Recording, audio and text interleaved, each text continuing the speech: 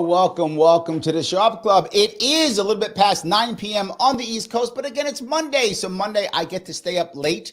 My caretaker, Craig Miles, allows me to stay up late past 9 only on Mondays. So he's been good to me. So tonight, I can't stay up a bit late. So I brought together a crew because I want to talk about what I'm seeing. I think a lot of us are seeing this. The legacy parties, Republicans, Democrats, the legacy parties kind of struggling in certain ways, changing in certain ways. Either people swapping parties, right? Democrats become Republicans or Republicans becoming, something else, or people leaving and moving, and some people even just checking out completely. And of course, the rise of RFK and Cornel West, right? What does all that mean? I have brought a star-studded panel with me this evening. I have with me, she's a former congressional intern. She's a social media influencer, the one and only Charrise Lane. How are you? Hi, I'm good. I'm great. I'm dealing with a little health issues right now, but I'm gonna push through. So I'm here and I'm glad to be here. Thank you. I am happy. And the man, my caretaker himself, the man who has allowed me to stay up late. I'm very happy he is the man from Diff Frequencies himself, Craig Miles. How are you, sir? I'm just glad that we can spend this time together and that your curfew is pushed back tonight, because it really opens up a lot of possibilities. It does. And our returning champion, political consultant, the Dragon of the Southern Tier, the man himself, Michael Voss. How are you, sir? I'm doing well. Oh, I'm looking forward to this. I always love your panels because you get such a diverse group of opinions. There's very rarely another one of me, conservative Republican, out there. So it should be fun. Yes, it's true. However, I am still always right. Never forget that. I'm always right. Anyway, of course. The question I'm going to bring up here, though, seriously, one of the things that I think has just happened, I think more recently, is the polling that we see with third parties. RFK, Cornel West, running as independents, not even Greens Libertarians, and Greens Libertarians, right? And Greens Libertarians are kind of polling similarly, right? Most years, Greens Libertarians poll somewhere between 1% and 3%, depending upon where they are, but it's in that area, between 1% and 3% is the norm for Greens and Libertarians. But independents usually poll nothing, like not even on the poll. But now they are. Cornel West is polling as good as Libertarians and Greens. Sometimes more, sometimes less, but in that same 1 to 3 point range. And RFK Jr. is polling sometimes as high as 15, 20%, sometimes as low as 8%. But it's a big difference. Why are people not going Republican, Democrat? And why are they so open to independence this time? Particularly someone like Cornel West, who is, running independent and doesn't have any money compared to RFK Jr. Well, I don't know about... You chime in first, then I'll chime in.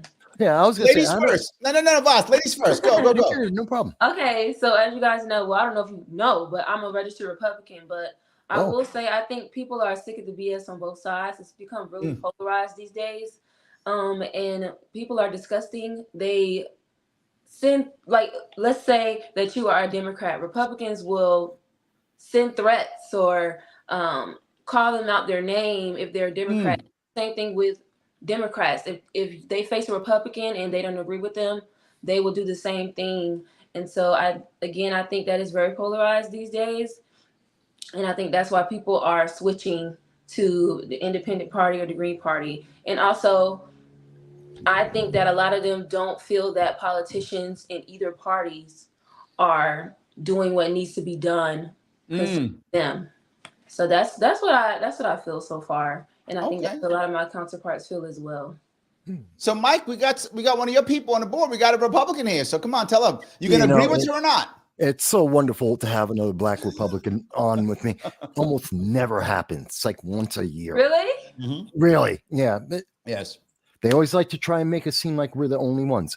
It's not true. It's a lot of us. But I've actually thought about being independent. But at the same time, I thought about it. But at the same time, I'm not going to let Republicans who disagree with me scare me from the party. I think that there are Black people are needed on both sides. That's what I keep saying. They're needed on both sides, and they're needed in the independent party and the Green Party. We're needed everywhere. So that's what I'm here for. No, I like it. I get it because the Republican Party is. Exactly. We're not a monolith. There's a lot of different voices in the Black community, Hispanic community, Asian women, name the group. But somehow the left-leaning media trying to make it seem like, hey, there's only one voice. We heard it from Biden himself?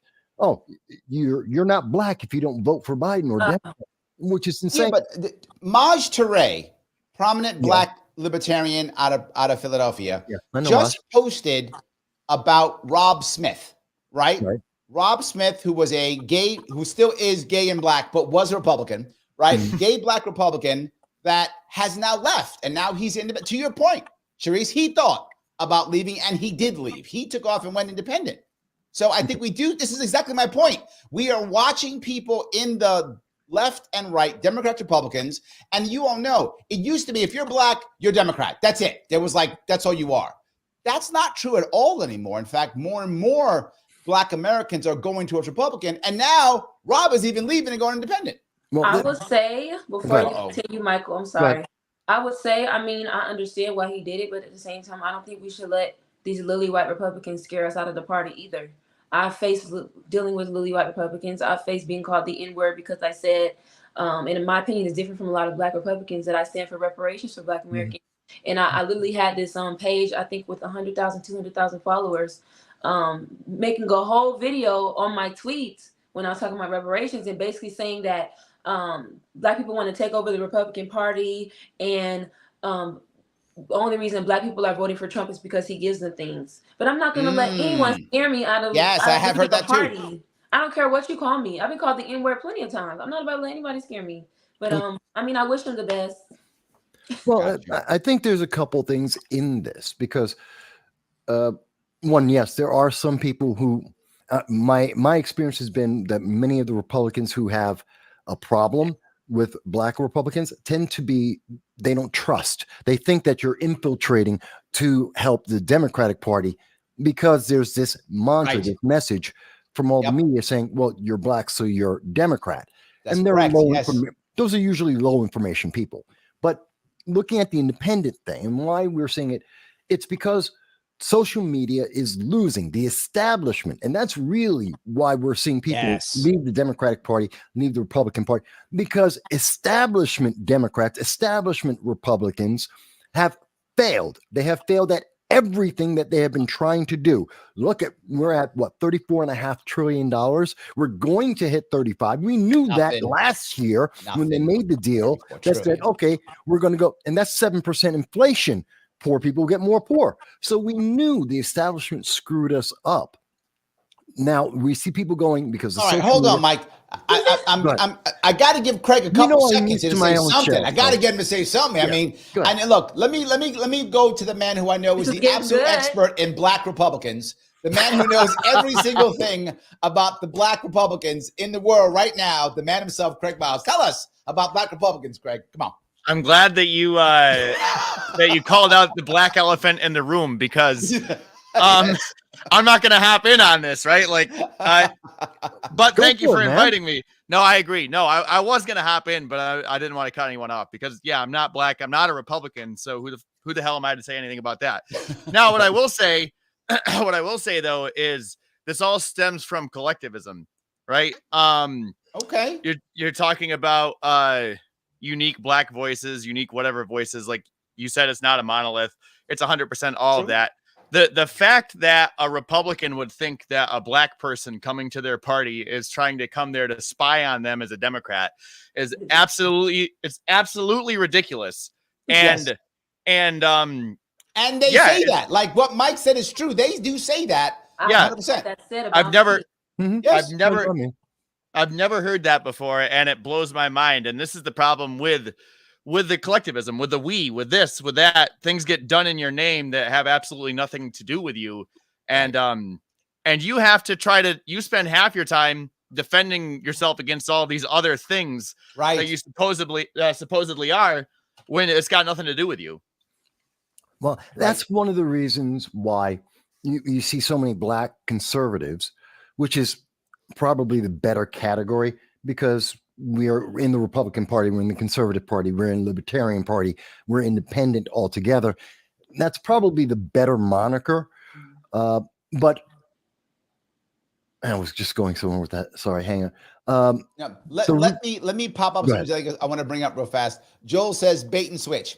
Yes, I did bait and switch you, but it wasn't my fault. Colette was supposed to be here today. She was, and she just said she couldn't make it. So when she couldn't make it, I called our returning champion, Mike, to come on, and he did. So thank you, Mike, for that. I appreciate that. Yes, so I wanted to have someone. It is a bait and switch, but a cool bait and switch. Come on, it is Michael Voss. We got a cool bait and switch, but yes, it was involuntary bait and switch. Correct. Yes, it was absolutely. That's okay. So yeah. So hold on, not that teasing you, Craig. He's asking, is that a VCR behind you? He's the second person to ask. I don't know what year it's from. How old are you? Just kidding. This is a VCR, and this is a CRT. And I am old enough to have grown up watching both of these. That's all I'll say. I watch a VCR too. I'm yeah. like 55, so yeah, absolutely. I still remember when the remote had a line to it, had a connection to it. I still remember that back in the day. I'm not that old. I'm not that old. I remember those days. Yes. What? I remember those days. Yes. I'm Gen Z, so I don't know. Maybe I don't know anything about that. No. I'm too old for that. But yes. Anyway. So let me then move, if I could. Let me move away from that part we talked about.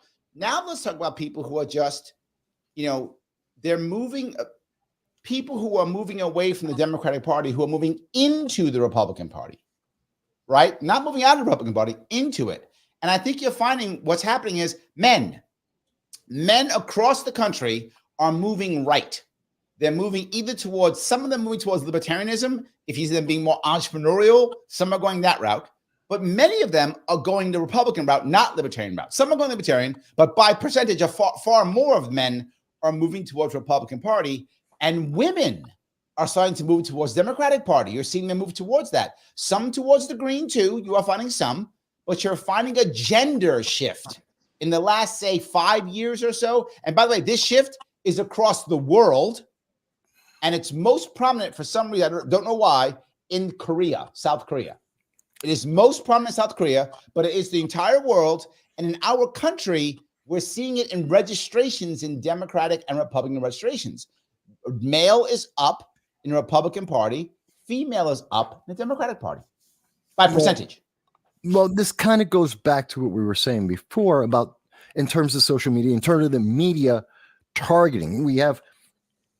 This is the consequence of not only DEI, diversity, equity, and inclusion. Equity is evil because equity is the constant, eternal division of human beings into categories, and those categories being divided into subcategories and subcategories ranked arbitrarily by some unknown group to pit them against each other. And the more and more you see that, the more division we have across our country, which is why we're not unified as a nation, which is really scary for the world, because when America's unified, positive changes happen in the world. So you have that component. You have the component in our colleges and our high schools where kids are being programmed by rote memorization on these ideologies. Again, applications of CRT and feminine, the feminist. Yeah, but Mike, this is also older women too. You're missing the most important part here, which is Roe v. Wade. That is a huge chunk of this. That's the scare tactic. You mean? Wait, hang on. Whoa, let me hop in here. Go ahead, Greg. Do you mean to tell me, Mike? Do you mean to tell me you know this stuff? You know that you have a left and right divide, and you know that the ploy from the Republicans for years has been that we gonna take. Well, see, they don't say we're gonna take away your right to abortion, right? They don't say that. They do say all these things that make very people nervous about their abilities to choose what they think is an important part to be able to have healthcare and whatnot. And then on the others, that's what the Democrats say, the left, right, say that it's my body, my choice. A woman has the right to healthcare, all of these things. The Republicans say, sorry, a kid is this. They draw the line wherever they draw the line. You're not allowed to have it. They don't want to have a conversation. Okay. We go like this further and further apart. And there's this perception. I'm talking all in perceptions here. No, I'm with you now. The Democrats say we will protect your right to abortion. These evil Republicans just want you to have a miscarriage and die. They don't care about you. And you're telling me that with that messaging, that's not going to draw women to the Democratic Party? Well, let's clarify. That's not the messaging. And you know what? Let's have the ladies speak. Right ahead. Go ahead, Charisse. Go ahead. Okay. When it comes to Roe v. Wade, and also, I'm not even going to talk about Roe v. Wade. I'm going to talk about the reason why I believe that men are leaving the Democrat Party. And I honestly think that's because women and LGBTQ are being prioritized over men these days. Ooh, okay. And I saw that especially when it came to the Black Lives Matter movement. The Black Lives Matter organization, I would say, because I support the movement, but I don't support the organization. On their website, they had a mission statement, and it included LGBTQ, and it included women, but it didn't include Black men. And I think that's across the board all around, not just dealing with the Black Lives Matter organization, but across the board. I don't think people are really, I don't think parties and people in general are really thinking that men are, and I'm gonna say this also before I get into that. I don't think men have been prioritized at all when it comes to being put first, because women, children have always been put first. Not to say that that's wrong, but I'm just seeing these days that LGBTQ and women are being put above men, especially when it comes to a lot of things. For a second, I think you've hit a very valid point here, because this is a personal piece. When the growth of the rainbow flag, it's a personal story. I love the rainbow flag. I have a shirt with the rainbow flag. I would go out in pride parades with the rainbow flag. Not parades, I'd be out there with them. I love the pride flag. I thought it was a great flag. I saw it as an inclusive flag. We're all together. But now they have the new LGBTQ plus flag, that flag with all the stuff in it. And to your point, I'm not in that flag. Straight men. That's what I meant. Straight men. Yeah, I'm not in that flag. Yeah. So I thought I was included in the rainbow flag. It was all of us together. I felt like I was part of it. I could be an ally is what I felt. I'm not gay, I'm straight, but I thought that I could be an ally to any of the community, the gay community, whatever, because that was a flag for all of us. But the new flag, whatever it's called, I don't know what the new flag is called, that flag, I feel like I'm not included. And when you go to groups like that and ask and talk, to your point, Charisse, they will tell you, no, it's not for you. They will tell me. You're not prioritized. Yes. Yeah. But that's because it's exclusionary. Equity is exclusionary. It is about segregation, except it's in a very nice package that can be sold very easily and very well. And it's easy to indoctrinate, which it is in our colleges, in our high schools. And to get back to Roe v. Wade and women and this false messaging, again, we're watching the media. Look, they're fortifying the 2024 election. They fortified the 2020 election. They told us that already. Newsweek. What do you mean when you say fortified? Explain fortified. Okay. In 2020, a group of tech giants, individual billionaires, and some political organizations, including news media organizations, work together. Do I gotta put my tinfoil hat on, or are we good? No. This was reported by Newsweek. You can look it up for yourself. Newsweek, right, the fortification of 2020, and what they said is in their report about this, they were all working together to push the public towards one goal: to vote Democrat in that election. Again, this is from Newsweek. They wrote about this. It is their article. They came up and talked about the shadow cabal. And we're seeing that same thing now. And one of the easiest targets is, the right wants women to be barefoot and pregnant in the kitchen. That is a lie, because that has never been what we hear from the right. It's also like the lie that we hear this week. What? Trump said bloodbath. Oh my God, he wants to start a civil war. No, don't take him out. It's because they're taking everyone out of context. You get 3 words out of a paragraph, if not an entire page, and they're pushing it on multiple platforms saying, see, you're just evil because MAGA, which means make America great. Gee, that is fundamentally a positive statement. It means Nazi. Thank you. That's what it exactly. means. You know that. And you know, you know what it means because not. they You don't know it know what does. 6th grade English is anymore because they don't teach Good. it. They teach believe whatever we say.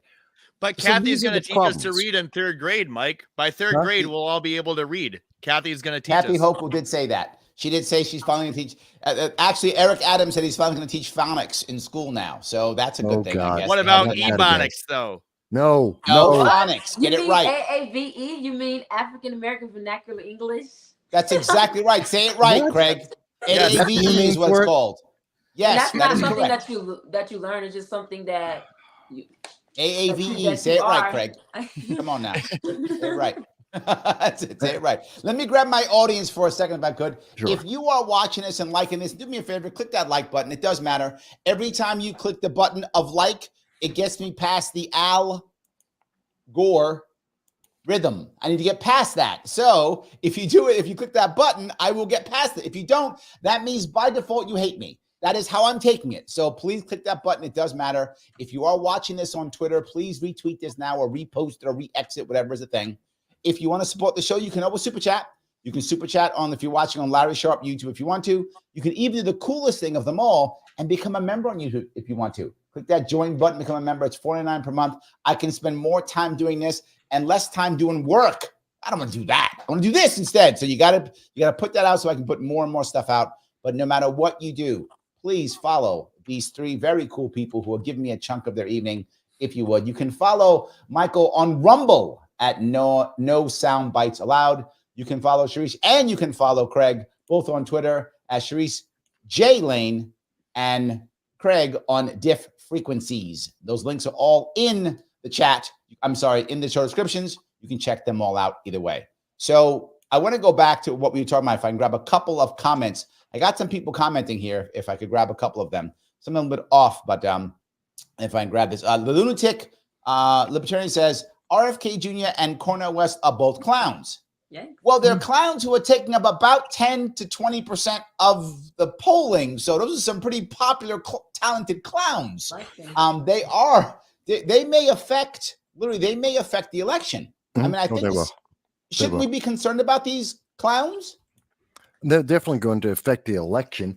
I mean, Yeah. RFK by himself is polling somewhere between, depending on the poll, 10 to 15 on average. I'd say about 12.5%. It would make him the 2nd most popular 3rd party candidate pretty much ever, right behind Ross Perot. And potentially, if he gets a little momentum, he could be even the most popular 3rd party ever. It's possible. Very possible. And that could have a major impact on the final determination of who wins. But here's the thing. The only reason why they're popular is because everyone is dissatisfied with the establishment. Yes. And it's not that RFK has a winning solution. He doesn't. I've heard his party line, and I'm all for his voice being out there, but people are fed up with, okay, you can't hear him. When the second RFK said, I want to be competing with Joe Biden, the entire news media shut him down. Yes, they did. He said, I went to independent. They doubled down and put a news media blackout so hard that he had to put out the story of Aaron Rodgers being his VP to get them to even pay attention. But it did work, though. That did work. What, Aaron Rodgers? Yes. Yes. But it's sad that that's the process they have to get to. Yeah. I mean, we're looking at them trying to throw Trump off the ballot and won't let the public write in a name, which is your fundamental right in America. This is literally unconstitutional. You are correct. And so we're seeing that people are fed up with that, which is why we're hearing individuals, which we should always heard from, the third parties, whether it be libertarian, independent, Green Party, not the Socialist are the best, Party. by the way, they just clear. They're the best. Bottom. They're out of the question, but everyone else is fine. But hold on. This is the thing that I think is amazing about Bobby Kennedy. For the first time in I don't know how long, people are talking about actual ballot access. Mm-hmm. And they never talked about before, right? Now, this is perfect timing because they're trying to throw Trump off the ballot. Now, clearly, I'm not going to vote for Trump. I'm a libertarian. However, Trump should be on the ballot. There is no doubt Trump should be on the ballot. No doubt. I mean, how can you not? The concept you wouldn't put him on the ballot is insane to me. Of course he's on the ballot, right? I mean, look, we live in New York. Me and you, Mike, we live in New York. And that's right, Craig, you're in New York too. Charisse, where are you? Florida. Florida. Okay, you're in a cooler Best state. state You're in a cooler state. But our state is going blue, no matter what we do. It doesn't matter what we vote for. Blue? I'm saying for the president's election, it's going to go blue, right? No matter what we do. Yeah, so no matter what. So yes. So Joe, by the way, teases us and says, a bunch of white people because none of us voted for Biden. So we don't get to be black anymore. We're all white now. That's it. But Joe, that's racist. They didn't say I become white. He simply said, if I don't vote for him, I ain't black. No, it means you're not have to be white. That's you're just not human. That's just Joe's privilege showing. No. Yes, Joe Biden said, if I don't vote for him, I'm not black. So he didn't say I was white, though. He just said I wasn't black. I want to be Filipino. Trump didn't say that, though. Trump didn't say that, though, but I'm getting questioned on ABC for what Trump said. That's correct. But he didn't say that I'm not black. You know what? Correct. He didn't. You know, it's the part that, and Charisse, I don't think anyone's ever asked us this, and I would love any of the major media to actually address this. When he said, you're not black, it implies you're not human. He said, get it right. Say it in African-American vernacular black. English. I ain't black. You. Yes. He said you ain't black. Yeah, whatever. He said you ain't black. Yes. Yeah, but that's old white man AAVE. That's old white man AAVE. Yeah. That's how they special. That's what the old white man thinks is African American vernacular English. Yeah. See, correct. Yes. But my point is, they're using a tactic of if you do not fall in line with the establishment, left or right, then they dehumanize you. Then you don't exist. You are not relevant, and you should be silenced and ostracized and put to the side. And that's why we're seeing people say RFK, why they're saying Cornell West, why and also why so many people are switching parties, mostly going from the left to the right, because almost everyone in America is actually somewhere closer to the center, damn well closer to the right than they are to the left. And that's why we're seeing this movement. And I think that's very important for people to understand. Interesting point. I think a question. No, go ahead, Craig. I was just going to say, so you mentioned, I just wanted to go back to the ballot access thing because you mentioned that. I think it has to do with what Mike is saying, which is people have realized that the left and the right do not stand for what they thought they stood for. They don't recognize it. They don't identify with it anymore. And this has come quick because with the ballot access thing with New York, I was always angry because it took forever to try to explain. People don't understand how you're supposed to get on the ballot, that the state can just kick you off the ballot, all of that stuff. So I expected it to be a 5-year battle to try to get the news out about this. But then lo and behold, next election, now they're trying to throw everybody off the ballot. And I think it's accelerating because they realize people are about to say, no, thank you. And so I do hold out hope that something is happening, that we're reaching some sort of an exponential curve, that we went so quickly from nobody understanding ballot access to everybody talking about it. I think it's the last gasps of the system trying to keep control. And it's got a lot of people asking questions. I just hope it's enough people asking questions. Yes. Go ahead, Charisse, please go. This is what I'm about to say is what I talked about on ABC. I think it's more so as well that people want to vote their values. They want to vote for the policies that they think will help their community, that will help their family. Me, for instance, why would I vote for somebody that's against school choice when I benefited from school choice? I had a scholarship, went to a private school, private Christian school, completely black-owned, black teachers, and it shielded me from a lot of stuff. Why would I vote for somebody that's against that? Why would I vote for somebody that's for a drag queen story hour when I could potentially have children in the future and they'd be exposed to that? Absolutely not. Why would I, as a woman, stand for somebody that's for gun control? So it's just like people are waking up to the fact that. But here's the piece of their values. They need to vote their values and not just vote for people based off personality, based off race, based off popularity. Yeah, but you're doing something very special here, right? And I mean this in a very good way. You're not doing what MSNBC does. And what MSNBC does is say, oh, I made it, so now I'm going to pull the ladder up You guys don't get to make it. I make it. And now you can feel good because I represent you. So I'm going to be up here at MSNBC expressing how I represent you as Black America. And then I'll tell you what's right and wrong. And you can look at me and feel like you're doing something. I did not elect Joy Reid. I did not elect Don Lemon. I did not elect Al Sharpton. And the only reason why anyone says they represent Black people is because, again, the same people who say equity is good said, hey, but we approved it. This is no. I'm going to make you mad, but I'm going to tell you the truth here, Mike. It's because Republicans for decades have been terrible at outreach to the Black community. Oh, they have been terrible. Point. Thank you. Both at the same time. We got 2 against 1 this time, Mike. 2 against 1 this time. They're scared of outreach, and then every time, especially when it comes to me, when I mention something dealing with Black people, I get pushback from them. They're saying I'm a Black supremacist. They're saying that you shouldn't be focused on race, when really, and I've discussed this with other people, when it comes to Black Americans, for me and for a lot of my other counterparts, saying I'm pro-Black, that's dealing with culture, not just color, because a lot of other different cultures get to say, for instance, I'm proud to be Jamaican, I'm proud to be Nigerian, I'm proud to be a Ghanaian. But if I say I'm proud to be Black, it's a problem, and I'm getting called racist by Republicans, and I'm just like, I have gone my whole life loving who I am as a Black woman, loving my culture. So why should I throw that away just because I'm Republican? So yes, they hate doing Black outreach. They look at Black culture as negative, and they are what's the word? They are falling into the lies of the media. Yes. Because they're portraying Black people to be a certain way, when really that's not the majority of us, maybe 1 or 2% of Black people, but they're falling for the lies. Not just the left.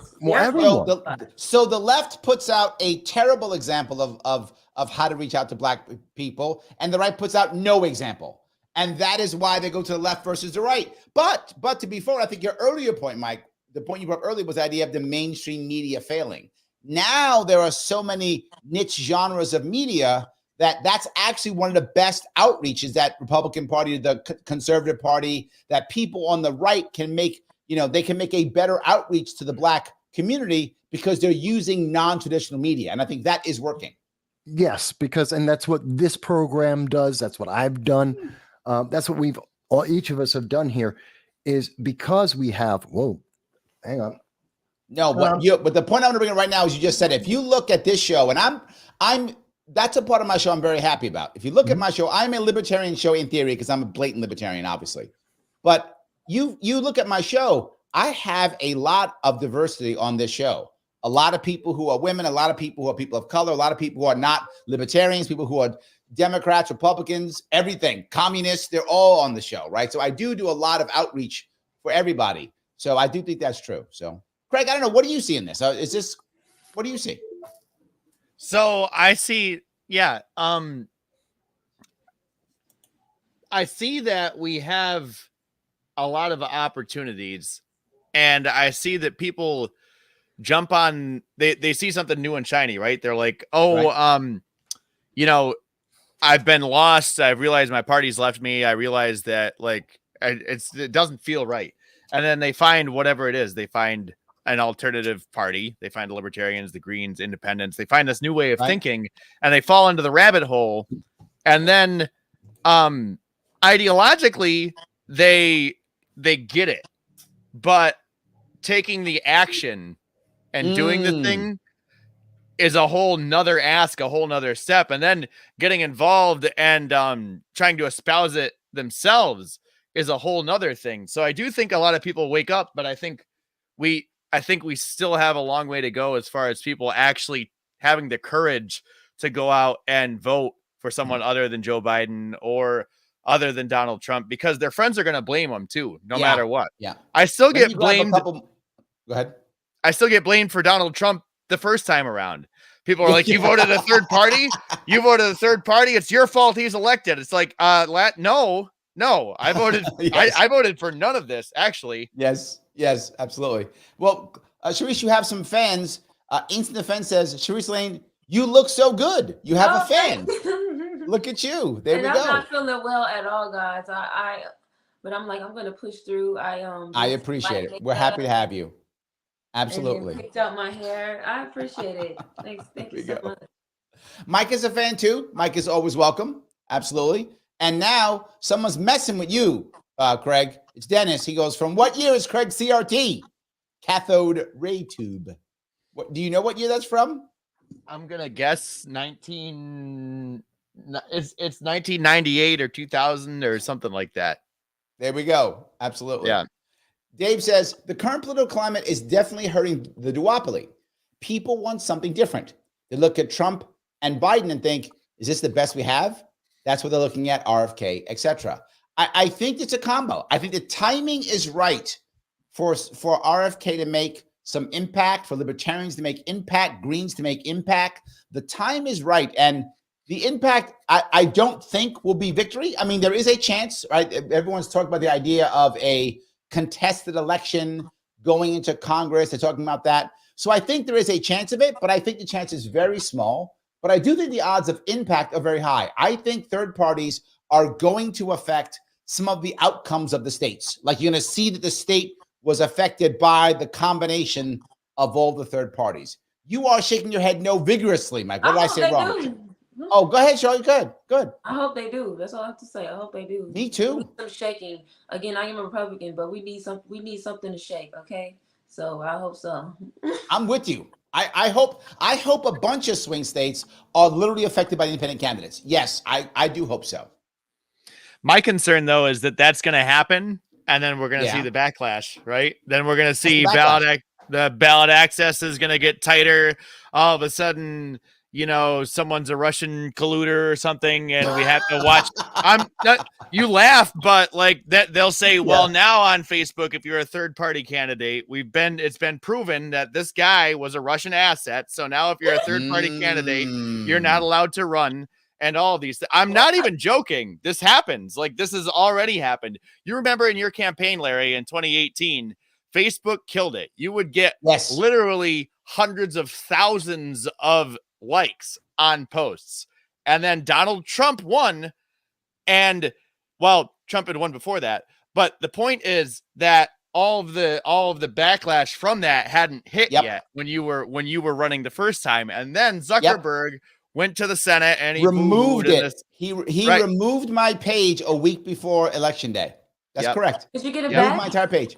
Got it back, but it was down while I was doing my best to work it. So yes, I think there is some. So then it got time to run again, and now Facebook's garbage because now they suppress all that stuff because they saw that it was making actual change. When you put stuff in front of people that they react to and that resonates with them, you can't have that. That's why we're going to ban TikTok. You can't have that stuff. You got to tell the people what to think. Yes. Michael, what do you have to say? Oh, Michael's pissed off. Oh, go ahead. Tell me, Mike, please explain to me why the TikTok ban is good and will never, ever, ever, ever become another Patriot Act ever, possibly at all, ever. 100% will.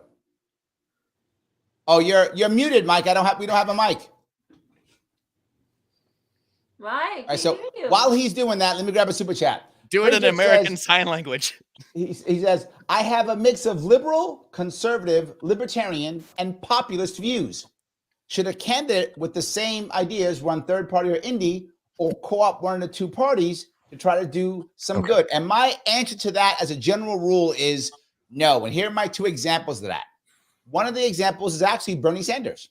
Bernie Sanders was trying to make the Democratic Party an actual socialist party, not an actual socialist party, not just just neocons that talk like socialists.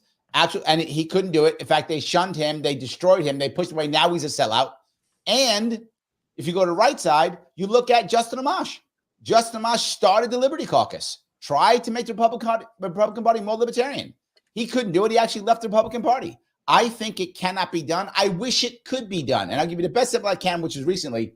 I gave the Republican Party a chance to win in 2022. I went to them and I said, you could back me. I'll give you multiple lines in New York State. I'll win your primary, and we will have a chance at winning this state. And they went, yeah, but then we can't grift. And instead they sued me off the ballot. Oh. So yes, the Republican Party sued me off the ballot in New York State in 2022. Okay. I got my audio back. Oh, okay. Go ahead. You can now yell at us, Mike. Go yell at us now. Now come back at me, Mike. Come back at me. Last minute, I had to put up cameras. All my equipment's like off right now. I wasn't set. So anyway, going back to censorship, to talk about what you're saying, Craig, the censorship already exists. They have already been doing that. And as we were talking in some of the chat there, the cycle of censorship actually started increasing over the summer of 2023 and really kicked in with new laws and new regulations, YouTube, Google, in November of 2023. So what are they going to do that they haven't already done? Because they're already doing it. They're already censoring us, and they have been for years, but it's actually increased as we get into the election cycle. Let me additionally mention that we do need all voices, because I believe that the best leaders will be the ones that rise to the top, which is why we need this diversity, because the best voices, which I tend to believe are Republican and conservative voices, will rise to the top because they have the greatest consensus amongst the American people. We just have to remind people they're American, not something else / you're not a hyphen, you're an American. Let's deal with that first. And to go into TikTok, so let me really quickly address that. Yes, I am upset with the TikTok bill because it deals with websites, because it's expanded beyond, because we have seen the left consistently promise and demand that they want to have government-sponsored censorship, which is their injection into the bill, was having that ability to expand it beyond just this one Chinese company that actually does abuse American citizens and should have some restrictions on it. But yes, it is kind of like the Patriot Act, which I do not agree with because I don't believe in secret courts. But at the same time, we do have to recognize that, yeah, having a foreign nation abuse our information without our knowledge, without our ability to have any impact, is a negative and should be addressed. That doesn't mean we give carte blanche for the government to have censorship, but it does mean that they should be accountable for trying to protect us. If they won't do it by getting people out of Gaza, if they won't bring people back from Afghanistan or the Sudan or now in Haiti, at the very least, they can protect our online presence. So did I catch up to everybody now? Yeah, you caught up. You're still wrong, but you caught up. It's fine. You caught up though. You did. Go ahead, Charisse. Go ahead. Okay, I agree with you. And I want to chime in. Wait, who's laughing? Oh, good. Go ahead. I'm sorry. Go ahead. I want to chime in and say, I think that a lot of information that the media doesn't want to get put out is being put out on TikTok. Like, people are literally educating people on things that they don't know. And so I think they're using the China thing as an excuse, but I think it's more to it than just that. Like, people are literally learning things that they haven't learned in school, that the media doesn't show them. They're learning it on TikTok. Yes, TikTok is. I kind of took a break from TikTok because there are some vicious people on there, but I like the educational side of TikTok and what they teach me, what they teach other people as well. You know what's funny? You bring this up, and in many ways, I'm almost an absolutist on this. I'm not 100%. I'm almost an absolutist. I do not like the idea of the government banning almost anything. I mean, I'm not 100%, but I'm really close to an absolutist on this. I don't like the idea they could ban TikTok. If TikTok is a bad company and the Chinese people are infiltrating, and if all those things are true, then why can't we just know that and decide to not watch it or not do it or get a better company or whatever, right? Why, if Facebook didn't suck as bad as it did, if YouTube wasn't throwing people off and cutting people off with no reason, if we didn't allow YouTube to buy Google, which literally they just made sure that the largest monopoly in the planet, the largest database, largest search engine in the world is Google, and the second one is YouTube. Right? They bought each other. They should be competing against each other, not working together. We've created a government-funded monopoly, and then we now want to ban TikTok. Well, I have an idea. Don't create government-funded monopolies, and you won't have to ban TikTok. Don't during an election, to your point, Mike, don't go during an election and then force people to not say things and not do things to support the establishment, and then people wouldn't want to run off to Rumble right? They wouldn't want to run off to Rumble right now. They'd be like, well, maybe YouTube's okay, or maybe your Rumble would be even stronger. Who the hell knows? There are so many market ways that this could be fixed. These are government-started problems, government-created problems, and now they're using government to use the force of government again to try to fix it, and it's just going to make it worse because I guarantee you, whatever happens, they will use this and they will attack American companies with it. They always do. Every single time they pass law to get the evil bad guy, whoever that person is, and they always use it on us. Every time. And I'm like, not this time. I don't want it. Again, that goes back to Senator Richard Blumenthal out of Connecticut, who's getting support by the Socialist Party of America, getting awards and donations from them. And his speech to them, this is in 2020, when he was speaking to them, 2021. And his speech to them was about increasing government censorship over social media to silence the right. So, yes. And there's my problem. See, we're having the government institute that, and at the same time, people don't understand the nature of the problem. They don't understand. It's the same way that they bandy around the words misinformation, disinformation. Yes. Absolutely ill-defined. In fact, they redefine those words to match their agenda on a regular basis. And so people don't appreciate. But the words are irrelevant. I don't give a shit what misinformation or malinformation. I don't care what it is. The government has no right to tell me what is any of those things. I don't care what they can define it any way they want. They can define misinformation as anything Larry Sharpe says. Good. I don't really care. It does not matter. I am fine with that, and I agree with you. But here's the point I'm making: is they're using these ill-defined terms or redefined terms to create an environment where people are so confused, and at the same time they have been so poorly taught to be able to do the research themselves. It was Sunday. I was doing a live stream. I do my Sunday live stream, and I take questions from the audience, and someone said, Mike, I think you're lying about when I said Joe Biden in the State of the Union, 3.2% inflation, lowest in the world. I said, that's a lie. That's factually incorrect. Oh, Mike, you just made that up. You're just a Republican. Fine. I was live on stream and I typed in and showed them the search that I did. It took literally 5 minutes. I had to do 2 searches and I went through 3 articles because I went to the fact checkers first. It didn't exist. Then I went to just the stats and I found the stats themselves. And showed, okay, here's the evidence from internationally credible sources. It says you're wrong. He lied. Right. But people don't know to do that. You know how many times I have people who say, they just trust their talking head. I don't think they don't.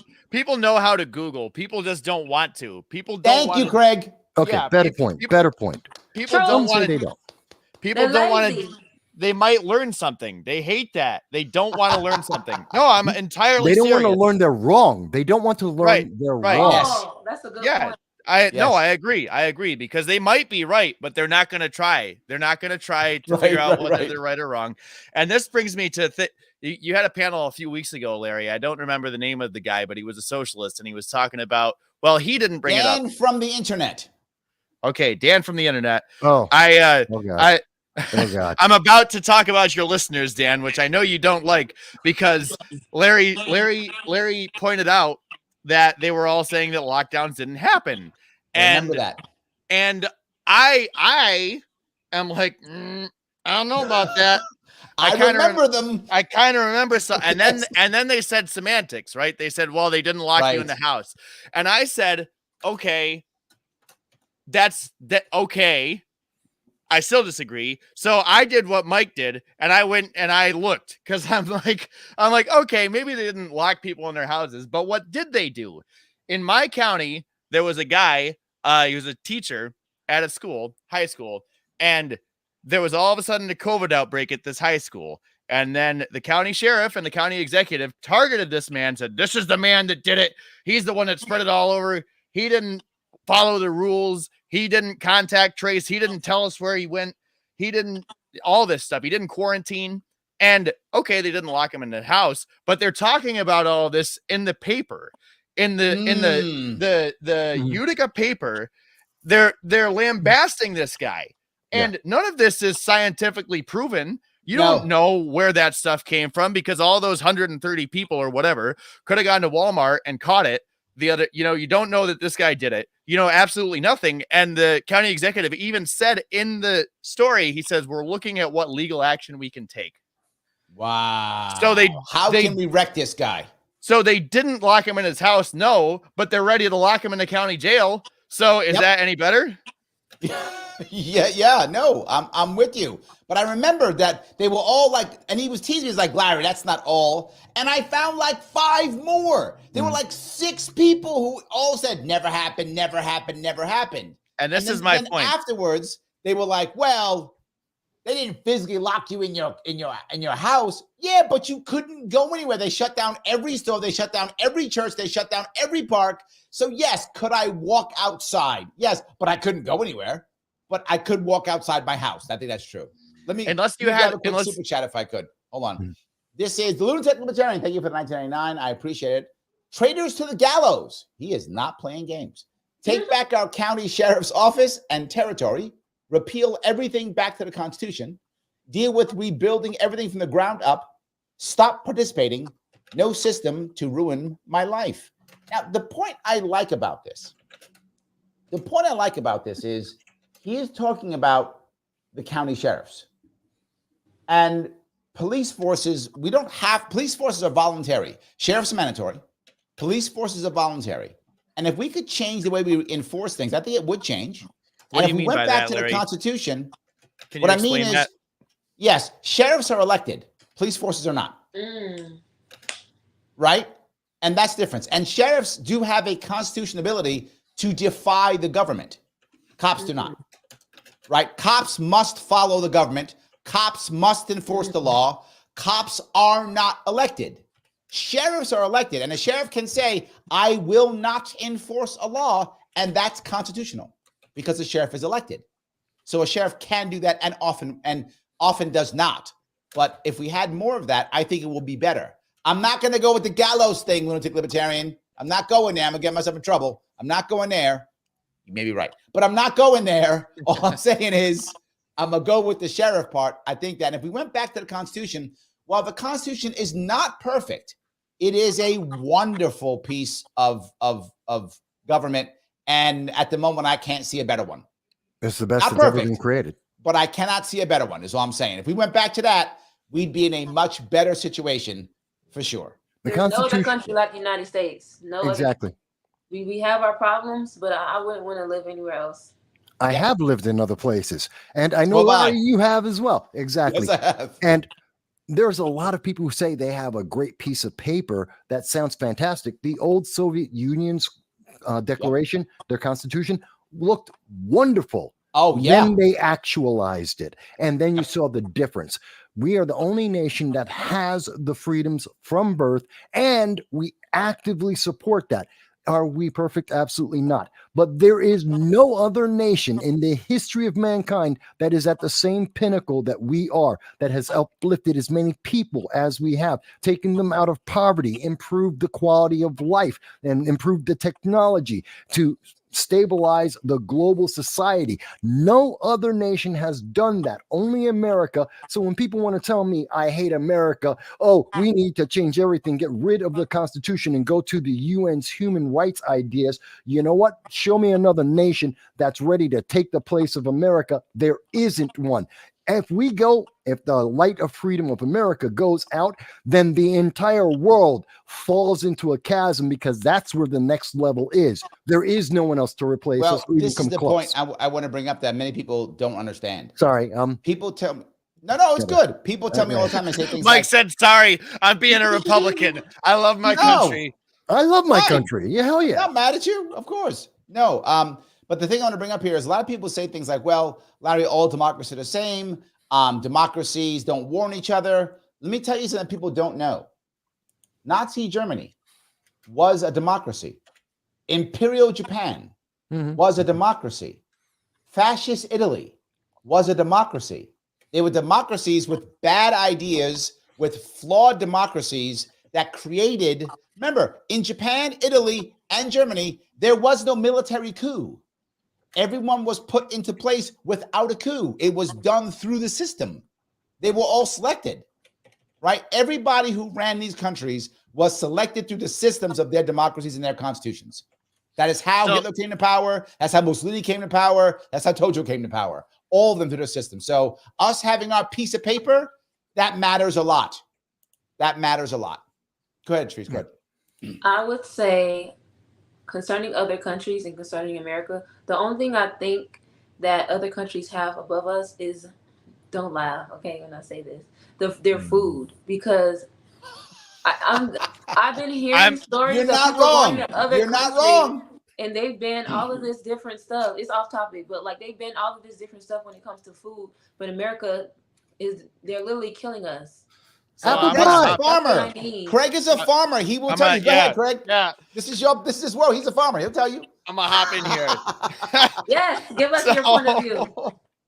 So, yeah, no, that's entirely the fault of the government. And you expected that answer because I'm a libertarian, but I'll explain why. It's the USDA, it's the FDA, it's the EPA, it's all these agencies that are supposed to be protecting us. We saw it with the COVID vaccine, with Operation Warp Speed.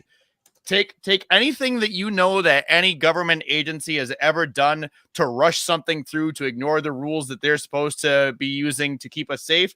Take that where you've seen it in one instance and apply it to every single instance of every single agency ever that's ever done anything in the United States. And that's why our food sucks, because people trust those agencies. They trust the USDA, they trust the EPA, they trust the FDA, they trust all these people that they're keeping us safe, that they have our best interests at heart. Yep. And they do not.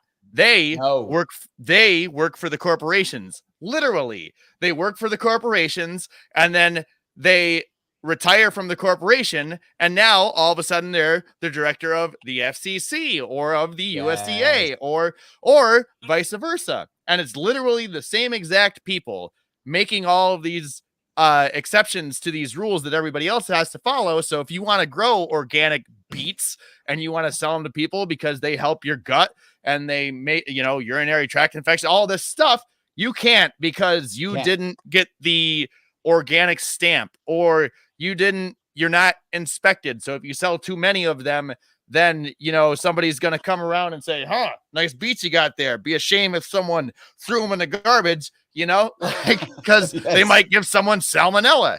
So, and then you get GMO corn and you get all of these massive monocultures. Let's talk about the dairy. I can't even do dairy anymore.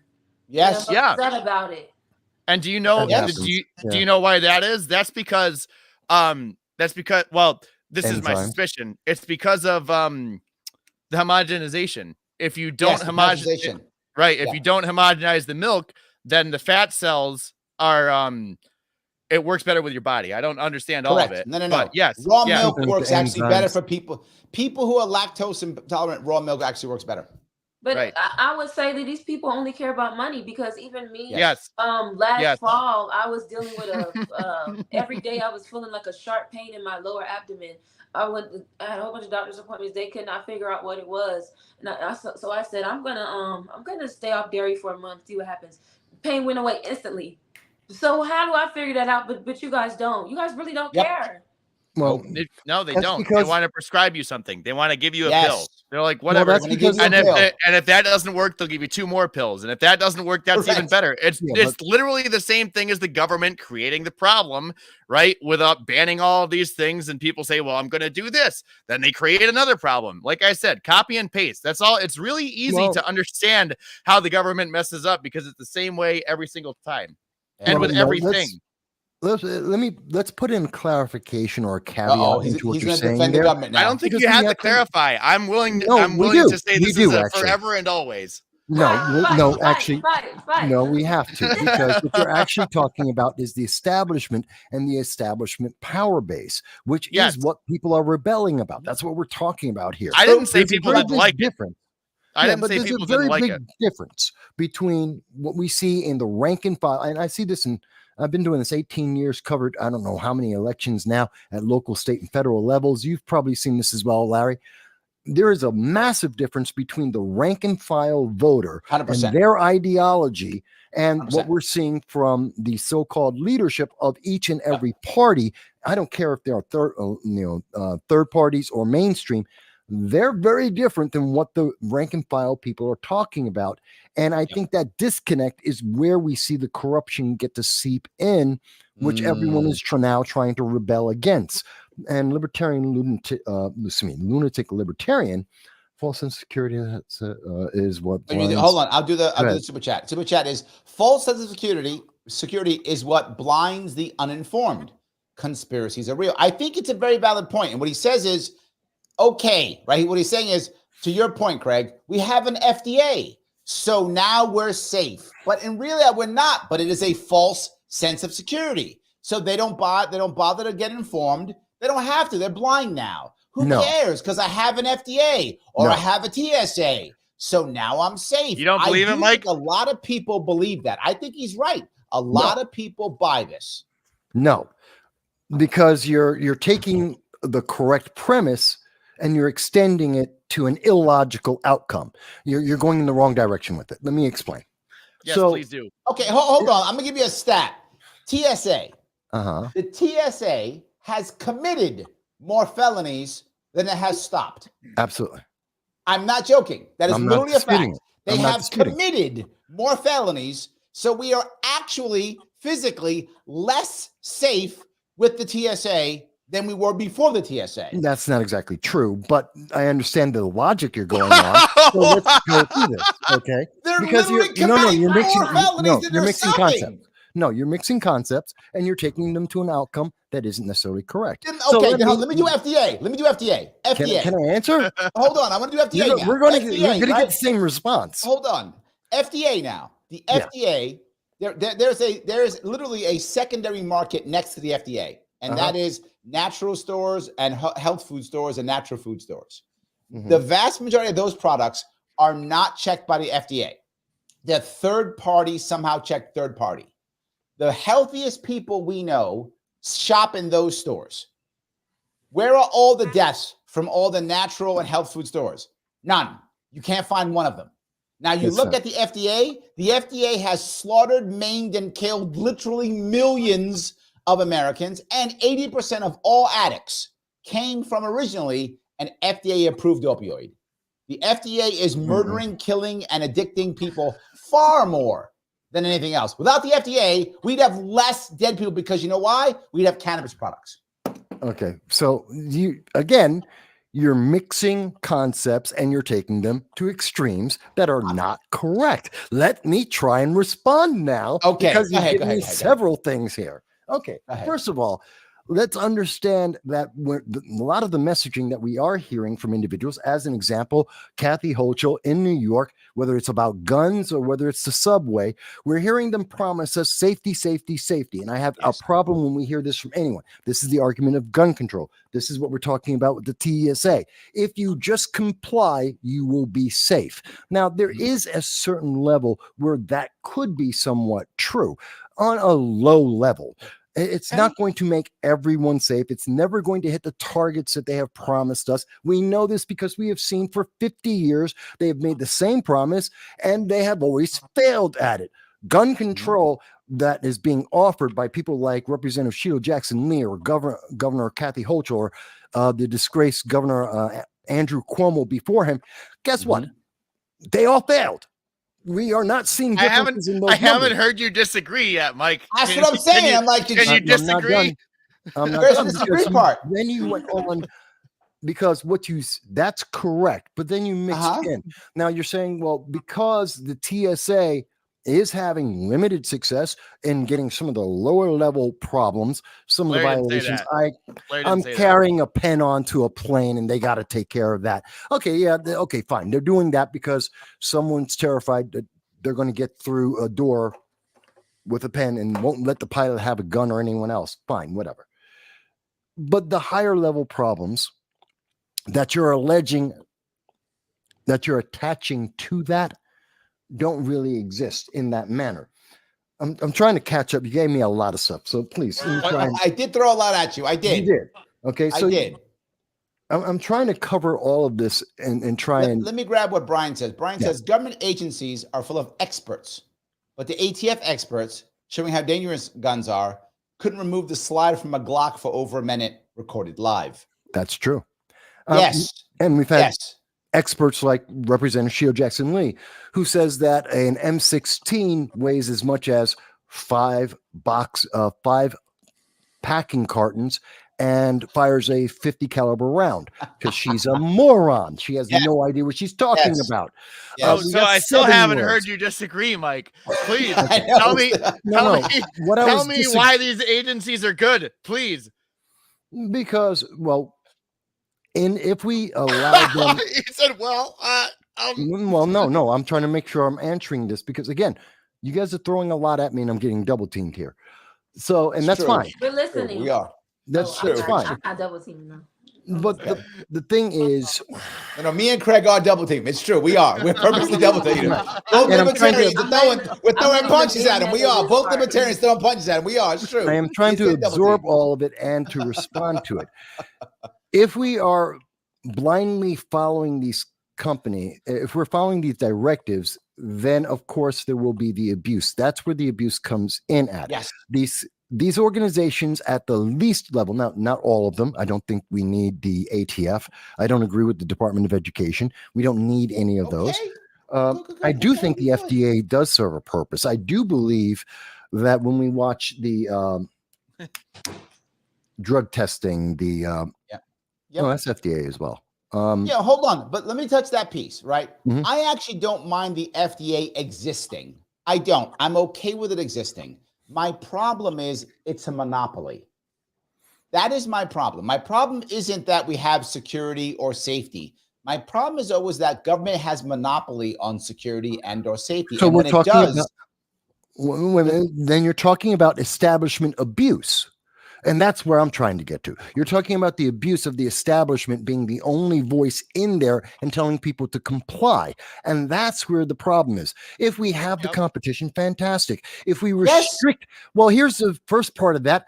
Let's restrict, and this is, yes, it is a Republican idea. I think libertarians agree with it too. Restrict the size of the government, shrink the government, stop growing the government, stop adding new departments to the government. Let's restrict that and bring it down to a state, local level and let individuals have more voice on that. That's actually a very strong conservative Republican ideology.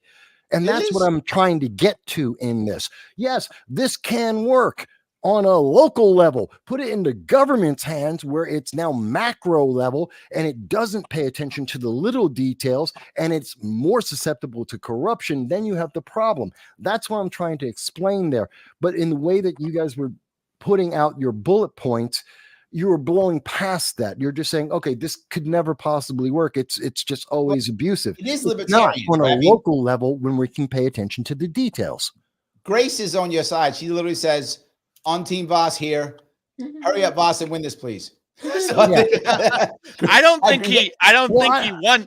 He just agreed with us. I'm not trying to win. I'm trying to clarify. I'm not trying to win either. I just tried to understand why he still didn't say that the agencies as they exist were good. And I didn't say that they couldn't be good. I said as they exist now, they are absolutely terrible and abusive, and they don't protect anybody. They are counter to their purpose. That's where you see they don't protect anybody. I disagree. Some of these agencies do, and some of the things they do work. Again, they're more effective the more local that we make them, the smaller that we make them, the less politicians we have involved in there with laws that are 2,000 pages long that no one read, and we don't even know what they do.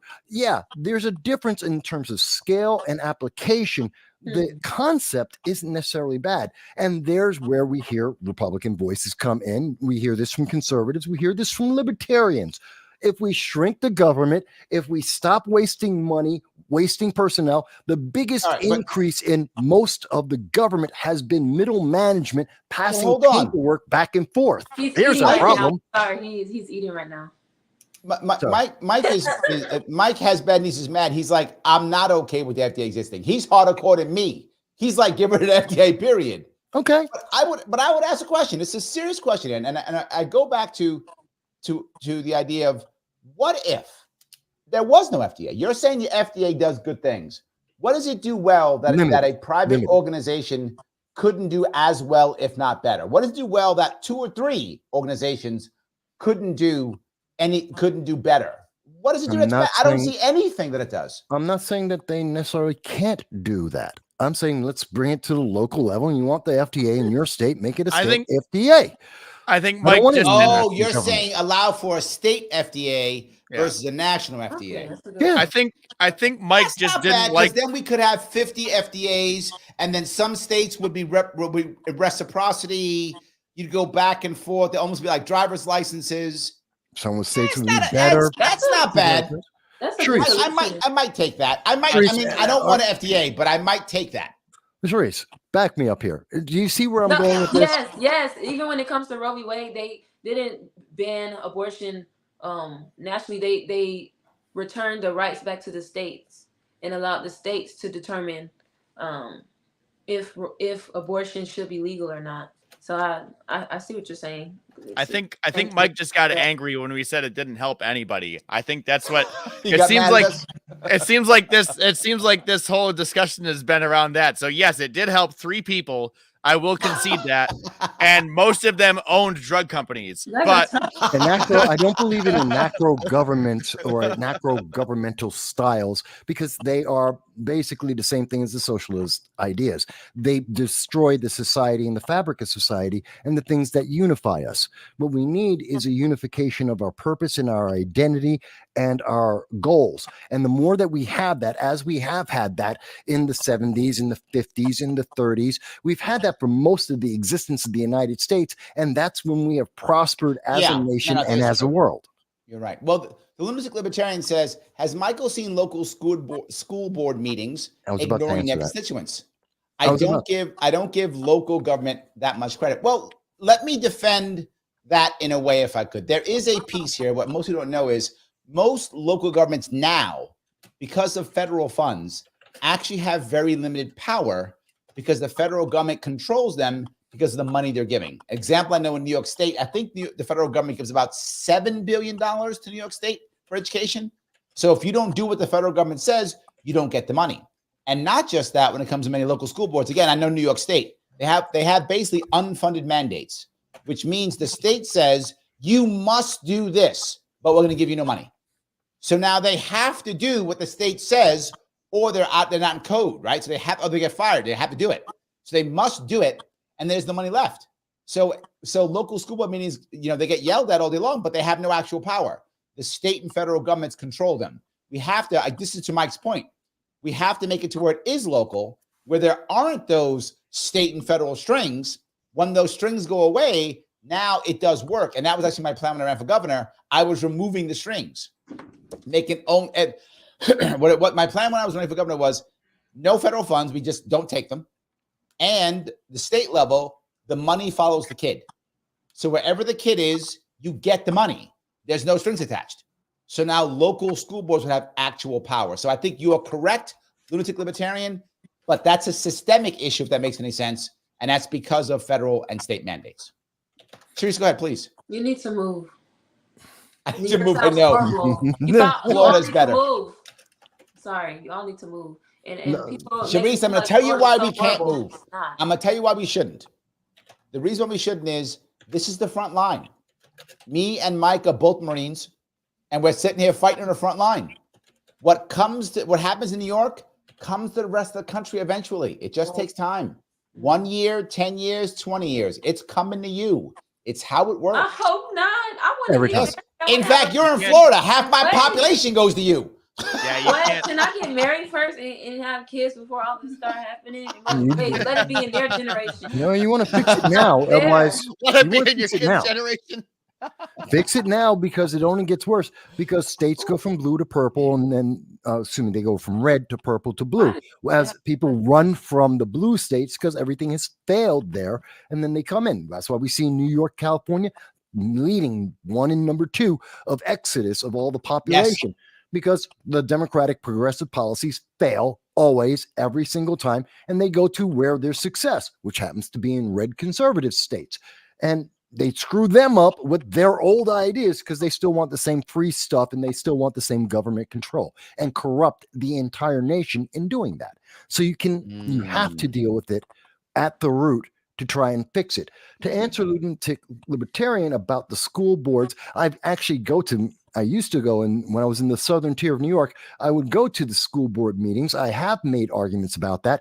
I, in fact, tried to change the national legislation, the statewide, New York state legislation on candidates for the school board, and then got blockaded because it was actually a massive lawsuit.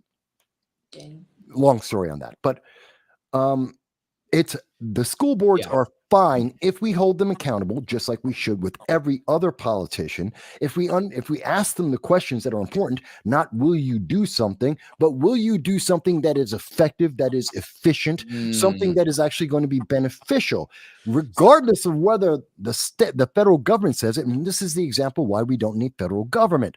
They don't know what's happening in New York or in the Bronx. Get them out. But yeah, these are standard. I'm pulling you towards libertarian slowly, Mike. Every week, I'm pulling you a little bit closer. Yeah, but it's not exclusively libertarian. Even conservatives, Republicans agree with this across this nation. The only thing that's stopping us is the fact that we have so much corruption and we built it up so big. I mean, who's the biggest employer in the United States? Federal government. Federal government. Why? Because people are pushing paper from one end to the other end, and everyone's terrified of, if we actually cut this down, what are those people going to do? I might lose my jobs. Absolutely, I agree. Dennis has the right answer, though. He says we just need a department of afuera. We just need that. And for those who know what that is Javier Milei, who just gets rid of stuff. He just ends stuff. Yes. Oh, God. I think he's correct. He wants the DOA. What are we going to get rid of? And this is not a bad idea. I just wish it'll just never work, right? You'd have to have libertarians completely in charge. Okay, sadist. My point is, what I mean is, if you didn't have libertarians in charge of the DOA, they wouldn't affair anything, right? You'd have to have libertarians in it to where they would go, yep, gone, yep, gone, yep, gone, yep, gone. And then they would make themselves disappear, right? That's the only way. Otherwise, they would just keep growing and keep growing. But I love the idea, though. Charisse, do you see what I go through? I go through this a lot, especially when it's in person. I go through a lot too when it comes to. Oh, you should see it when me and Larry are in person. Oh my God, you should see this when we're in person. I just want to say I don't think it's fair that all of this stuff is happening while I'm trying to transition into adulthood. Like I'm overwhelmed. I need a break. Oh my God. Yes. I haven't even started my family yet. This is not fair. I'm not married, so you have plenty of time. You're young. First? But I'm looking at this too, right? I don't know, Charisse, I have a daughter who's 20. So my daughter is in the same boat, right? I got to get her through this too. I'm with you completely. Let me talk to the audience if I could for a second. If you're watching this, you like this, tell me it's fun, then click the like button. Why wouldn't you do that? Right? Click the like button. Do that if you could. If you're watching this on Twitter, please repost this, retweet this, re-X this, whatever it is. If you want to do a super chat that supports the show, please do so. It's awesome. If you're watching on Larry Sharpe YouTube, you can also become a member, which means your chat still goes to the front anyway. It's $29 per month. Love to have you on board. If you want to, that's great. But no matter what you do, please follow these three people if you would. Please follow Mike on Rumble at No Sound Bites Allowed. Please follow Charisse at Charrise J Lane on Twitter. And follow Craig, if you would, on Diff Frequencies also on Twitter. I would appreciate it. It does help us all very much if we could. I have another super chat. Let's see if I can get that right here. Lunatic Libertarian again. Has Mike? Oh, no, wrong one. Hold on. I had one more. There it is. Wrong one. There it is. I bring up, like Larry said, funding comes with strings. I don't believe it can be fixed. CB vet here. We swore an oath. Yes, the brother CBs. Those who don't know, CBs are Navy sailors. They're the fighting CBs. They're basically the combat engineers of the sea, basically. Yep. They are. Do a great job, too. 100%. Yes, CBs are amazing. There's actually a John Wayne movie. Yes, the John Wayne movie called The Fighting CBs back in the 50s, was it? Something like that? Late 60s, mid 60s. And people are giving me trouble for my cathode ray television over here. Hey, all of you are old. I'm just kidding. There's nothing wrong with Yes, it's true. It's fine. There's nothing wrong with being older.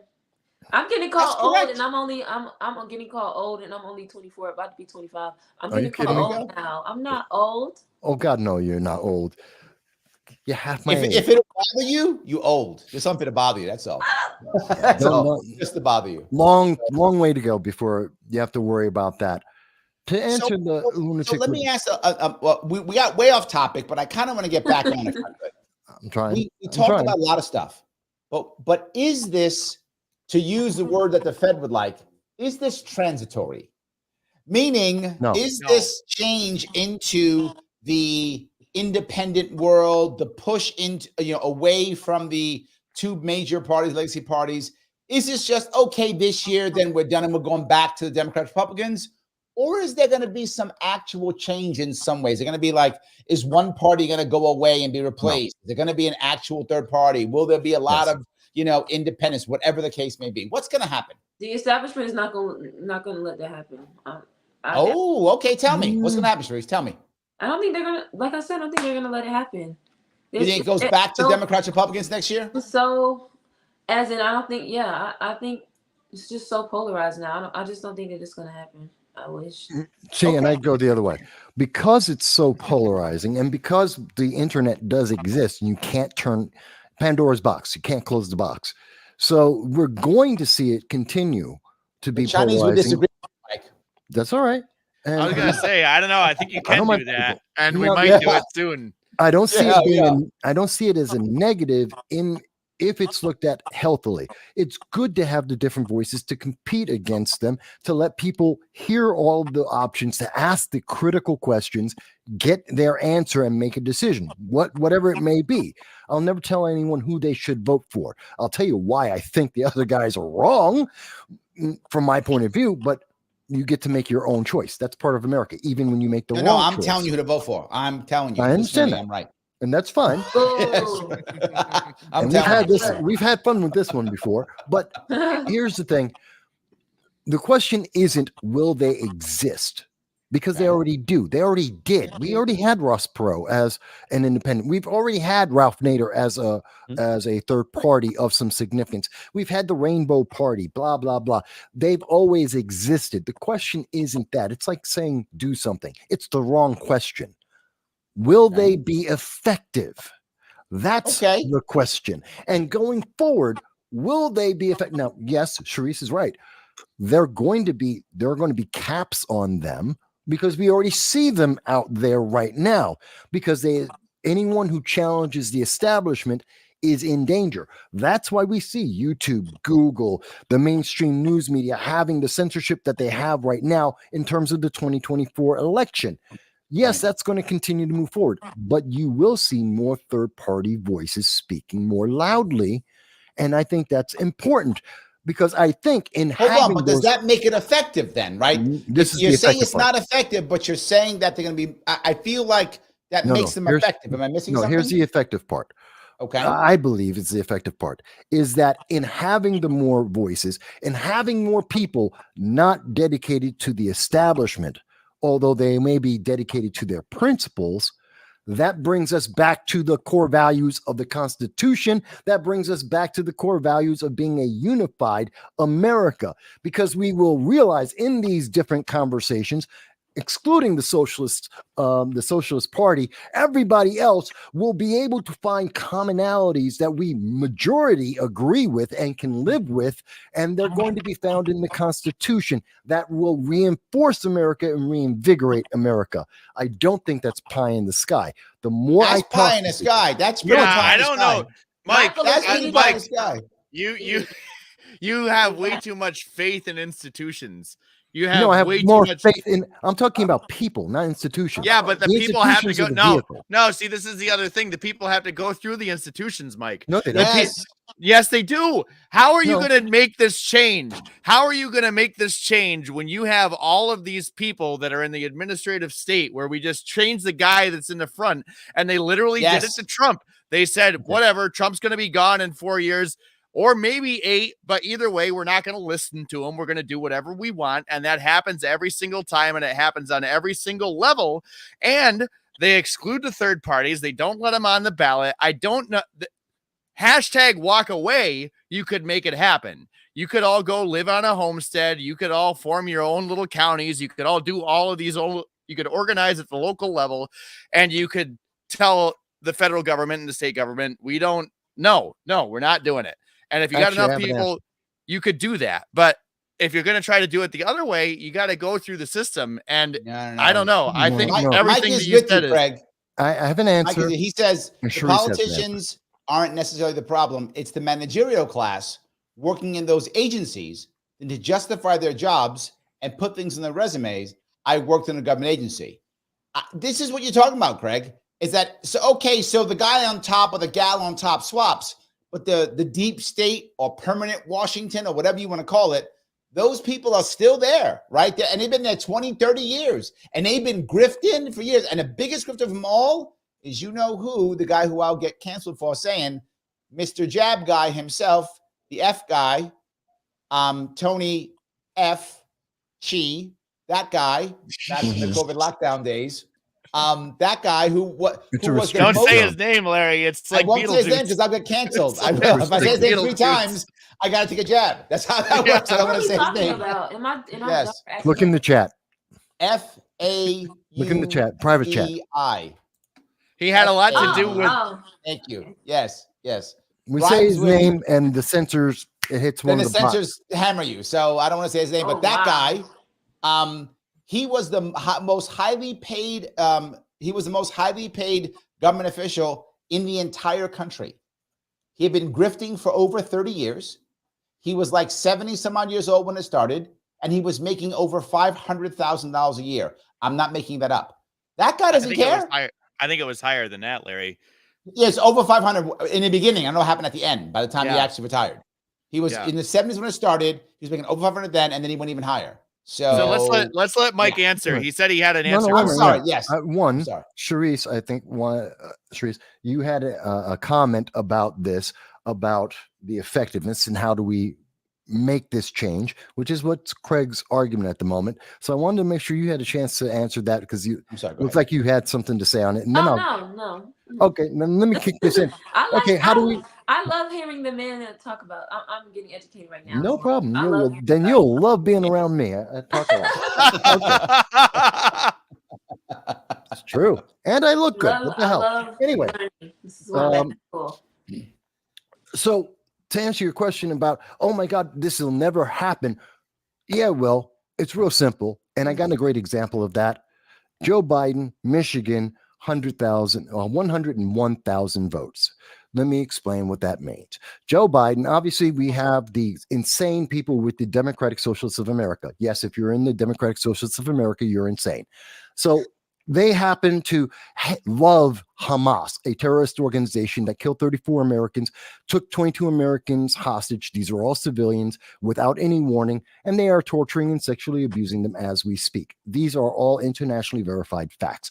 Period. And the Democratic Socialists of America, as well as Harvard University, are supporting that terrorism. What joyous people. But they do have where's the 101,000 people? You just want to yell about Hamas. Every time we get on the show, you want to yell about Hamas every time, and you find a way to yell about Hamas. You did it again. Damn you. You always yell about Hamas. About to tie it together. You cut me right off at the yell about Hamas again.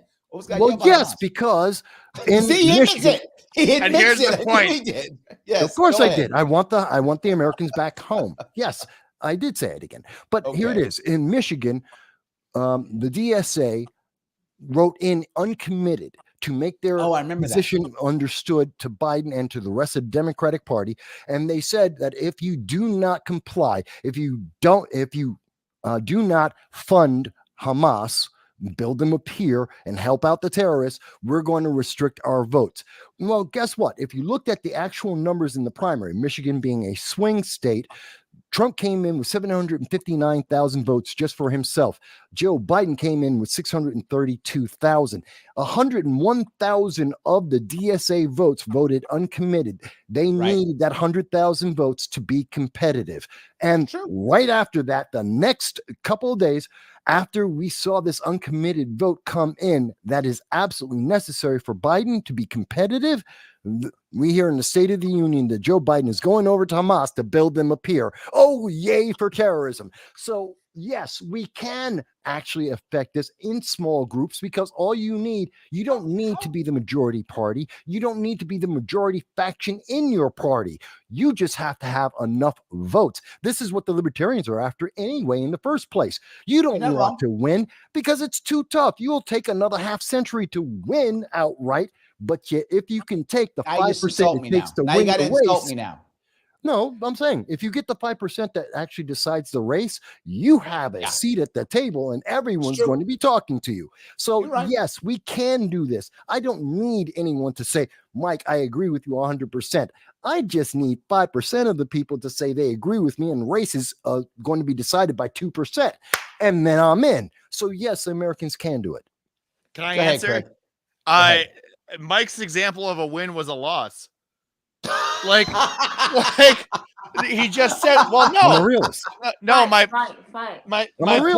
No, he literally said, look at all this great stuff. We affected change, but then the thing that we affected was we're wasting money building a port, and we're still going to get into World War III. Well, like, no, we're not. No. Now you've taken me out of context. I didn't say that you said World War III, Craig. Don't get him on World War III. We'll be here for 6 hours. There's World War III with him. No, it isn't World War III. That is hype. 3 regional simultaneous wars. Yes, and no, there is nothing beneficial about Hamas. There is nothing beneficial about what we are doing in Gaza right now. Get the Americans back home, then let's have a conversation about anything else. Though. I want to go back to this piece of why it's transient, right? And I'm going to go back to a lot of people are putting in the chat, and they're right. When Ross Perot did this, you mentioned Ross Perot. Ross Perot had a lot of money. He was a billionaire back in the day. Like, he had tons of money. He was buying, TV commercials. The Libertarian says that he was buying 30-minute spots. Yeah. Right. Joe says he was on primetime TV when it mattered, right? Back when primetime TV was important. Right now it's not as important, but back then it was super important. Everybody was watching. There was no internet, right? We were all watching TV. That was a big deal, right? But even he went away. Like, once he was done, that's when the Commission on President's Debates came. That's when all the hardcore rules on ballot access came. They all came after Perot. So as soon as Perot was done, they hammered him. They hammered us all. Nader, as hard as Nader tried his damnedest, and Nader couldn't get on 40 states, whatever he got on. And since then, the only people ever to get on 50-state ballot access has been the Libertarian Party. And that's because we're crazy. And that's the only reason why. Like, we will sit out in the snow and do the crazy stuff to get it done. We're the only ones. No one else gets 50 states anymore. You know what's different? In 1986, we had everyone that was on the internet, which was a very small group of people in colleges, were working off of MOOs. Most people don't even know what a MOO is. That's a MOO.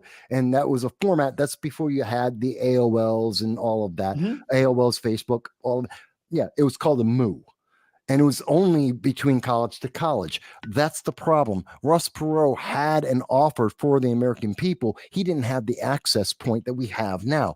Yes, it cost hundreds of millions of dollars, but you can do this with tens of millions. And more importantly, if you're targeting individual states, then you can do it with thousands of dollars. We have seen candidates do that. Now, I say this from a conservative point of view, from a Republican point of view, to those who are black, the black conservatives out there, the Hispanic conservatives out there, the women that are out there that are more conservative and Republican minded, who are being told you have to hide, do not speak. Or if you're like at Binghamton University in 2019, you get attacked. 3 conservatives get attacked by 200 liberals because the college was okay with that.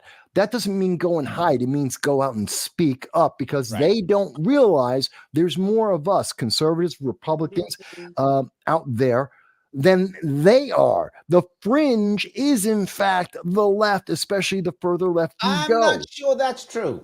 I don't know. Absolutely. If you, first off, straight Chitlexon says, pretty sure Al Gore invented the moose after he invented the cows. I think that's accurate. Al Gore first invented the internet, then he invented the moose. No, then he invented the cows, then he invented the moose. He did all in that row. That's what he did. In that order is what Al Gore did. Go ahead. And then Bill Gates bought it. And then Bill Gates bought out of the cows. Yes. Charisse I agrees know, with I you. agree with you. I mean, I'm a student at Florida A&M University, so HBCU in Tallahassee, and the people are scared, but I've had people DM me. I'm trying to start Really? a college Republic. I'm trying to start, about republicanism and conservatism, and I'm trying to start up college Republicans. I'm trying to start it back up at FAMU, and But I thought Trump was writing checks to HSB. What? No, who said that? I thought Trump was writing checks. No, he tried to limit the federal government's restriction on Republicans and free speech in schools. And in fact, told the colleges that if they restricted free speech, which was targeting Republicans and conservatives at the colleges, that they would not get their federal funding. That's in fact what he did say, in part because of the kind of riots at Binghamton University. If I'm not mistaken, hold on. I'm pretty sure Trump put a bunch of money. He did. Into HBCUs. He did. Sure he did. People, a lot of HBCU representatives went to meet him. That's what I thought. Okay. I thought so. So why are they mad? The Republican president gave them the money. Why are they mad at Republicans for? They should be happy. I don't know. I was just talking about, I was agreeing with Michael when it comes to like, no, you said that they're trying to stop you from bringing up the Republicans. No. I didn't say that. I said that I plan on starting a college Republicans at FAMU. And I'm saying that I have some support. I have some support from some students. I misunderstood you. Okay, that's why I was confused. I'm like, this should be an easy thing to start. Okay, it's okay. Yeah, but I'm gonna start it. I'm gonna have some pushback, but I actually did a poll on, it's an app called Fizz. So you have to log in on Fizz with your college account, like with your college email. Okay. So, but you remain anonymous. So I did a poll. A lot of people said no concerning if they would be interested in joining, but then there were a lot of people that said they don't know, and then some people said yes. So I'm taking into account that they don't know, that I don't know. Sure. Taking that into account. I'm a little nervous because I've been trying to stay low key. And at school, I've been trying to stay low key in general, but it's just been hard. I mean, I was just on ABC, so at this point, I'm not low key. Everybody knows. I like it. A lot of people know. So look, here's what I want to do. Right on in. I want to grab some more comments, but before I grab some more comments, I want you to tell people what you're doing, where they can find you, just before I go back to comments again. Yes, because I'm so please. I have class tomorrow morning, so I need to. No, tell me. Tell people what are you doing? Where can they find you? What's going on? Tell me. You can find me on Twitter at Charrise J Lane, Instagram at Charrise Lane, CharriseLane, TikTok at Charrise Lane, and my YouTube is the @ is real Charrise Lane, but if you just look up Charrise Lane, you'll see me on YouTube as well. I'm not really posting on there as much because I do I'm a full-time student and I work half-time, so I'm really busy, but hopefully I can get back into doing all of that. And I'm gonna leave now, you guys. Bye-bye. Bye. I'll see you soon. Thanks for joining us. Absolutely. Alrighty. Love having you there. Excellent. So, Voss, tell us what we're doing. What are you doing? Every Sunday at 2:30 p.m. Eastern Standard Time, I do a live stream. It usually goes at least 2.5 hours to as much as about 6 hours, except for my birthday when I do 12 at least. And it's just explaining all the issues. People like we're doing today, Greg will get in, type in a question and ask, or like the lunatic libertarian will ask me a question about one of the policies, and I'll explain the policy, the issues, and what I expect are the consequences. And I provide the links, the sources from internationally credible sources around the world saying, here's the evidence of why I get to this conclusion. Do you agree? You don't have to, but now you understand a point of view that CNN, MSNBC, they want to talk about it in 30 seconds, say, here's the headline, agree with us, obey, and don't ever think about it again.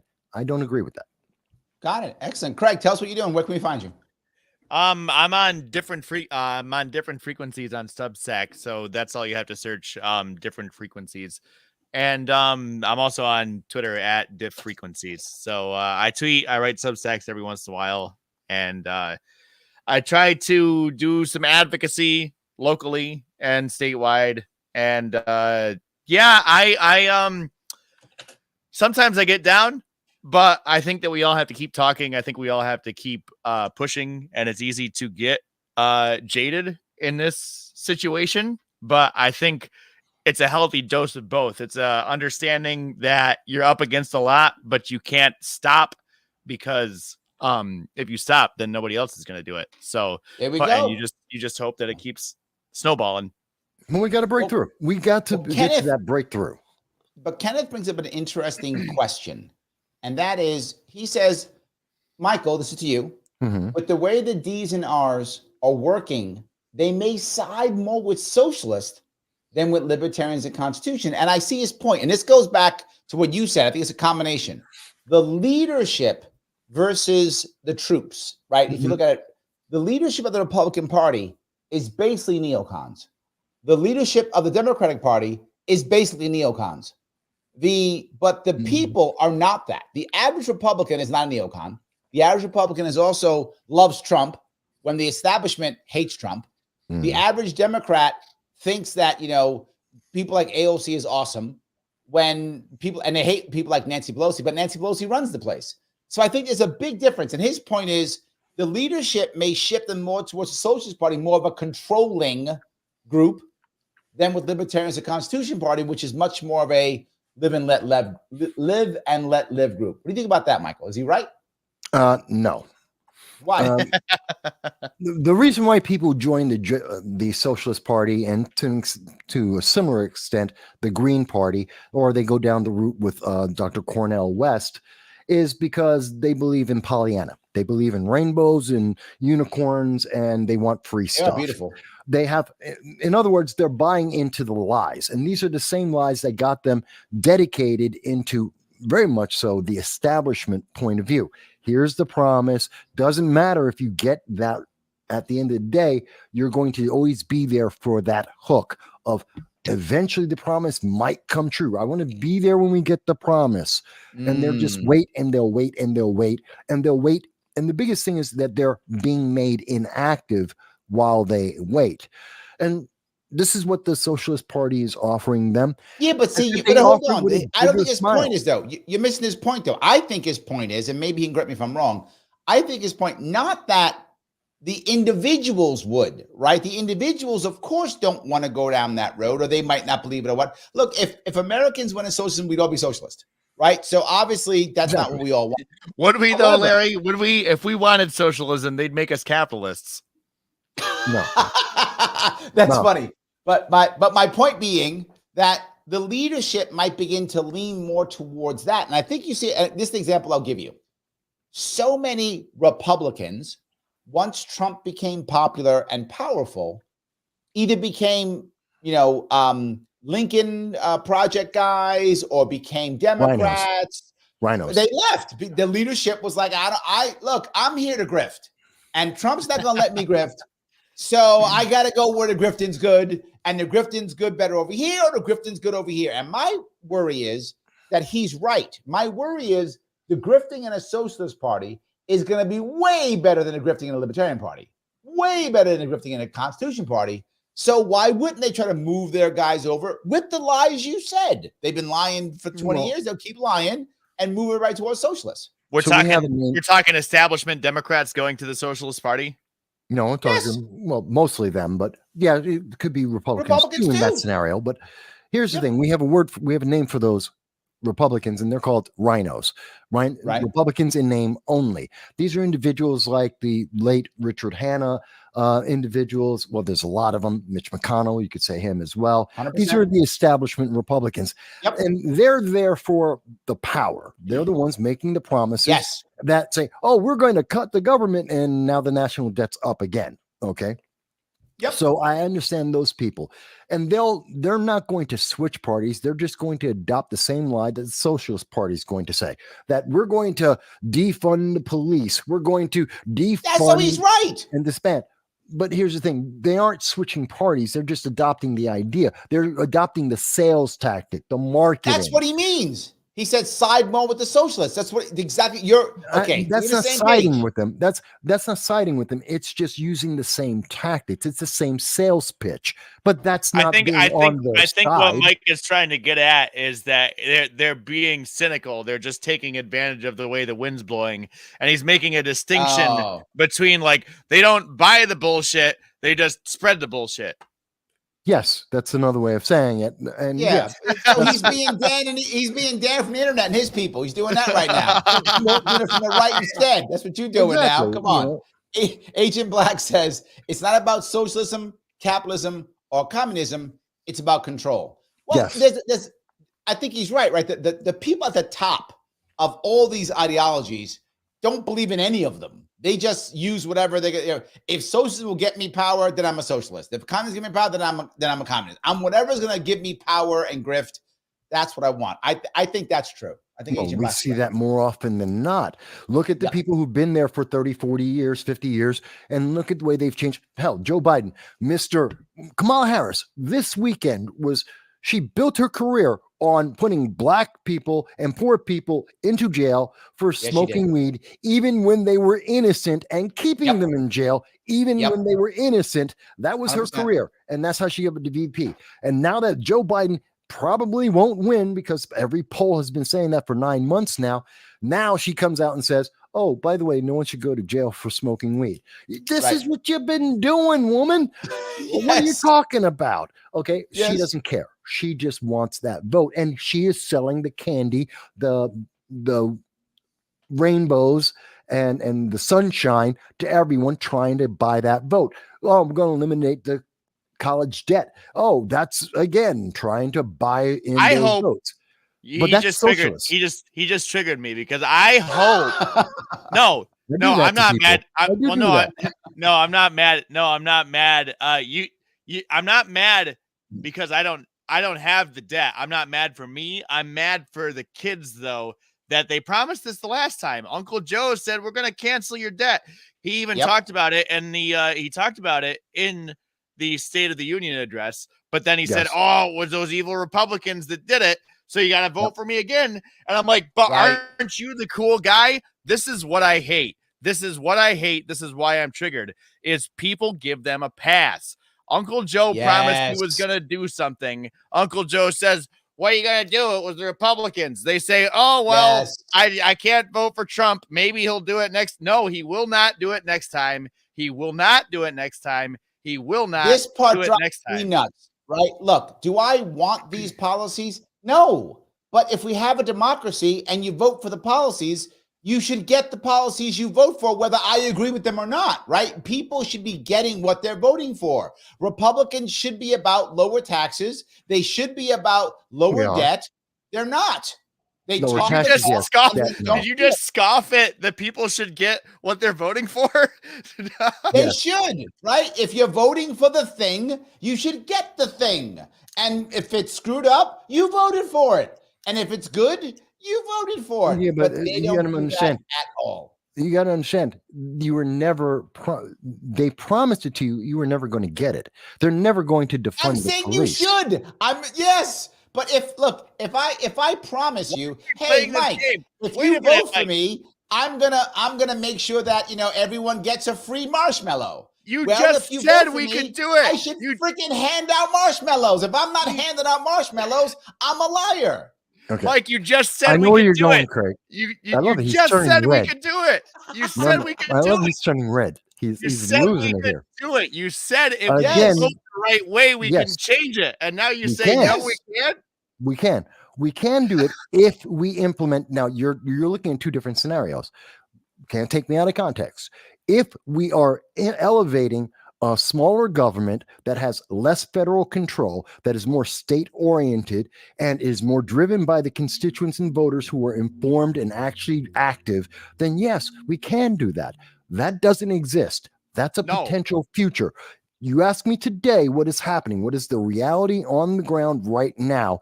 None of that. We have a bunch of politicians who are not being held accountable, who make promises election after election. As an example, the college debt. When did we start hearing that? 2022 for the midterm elections, because Democrats were going to lose up until they brought that up, and also abortion.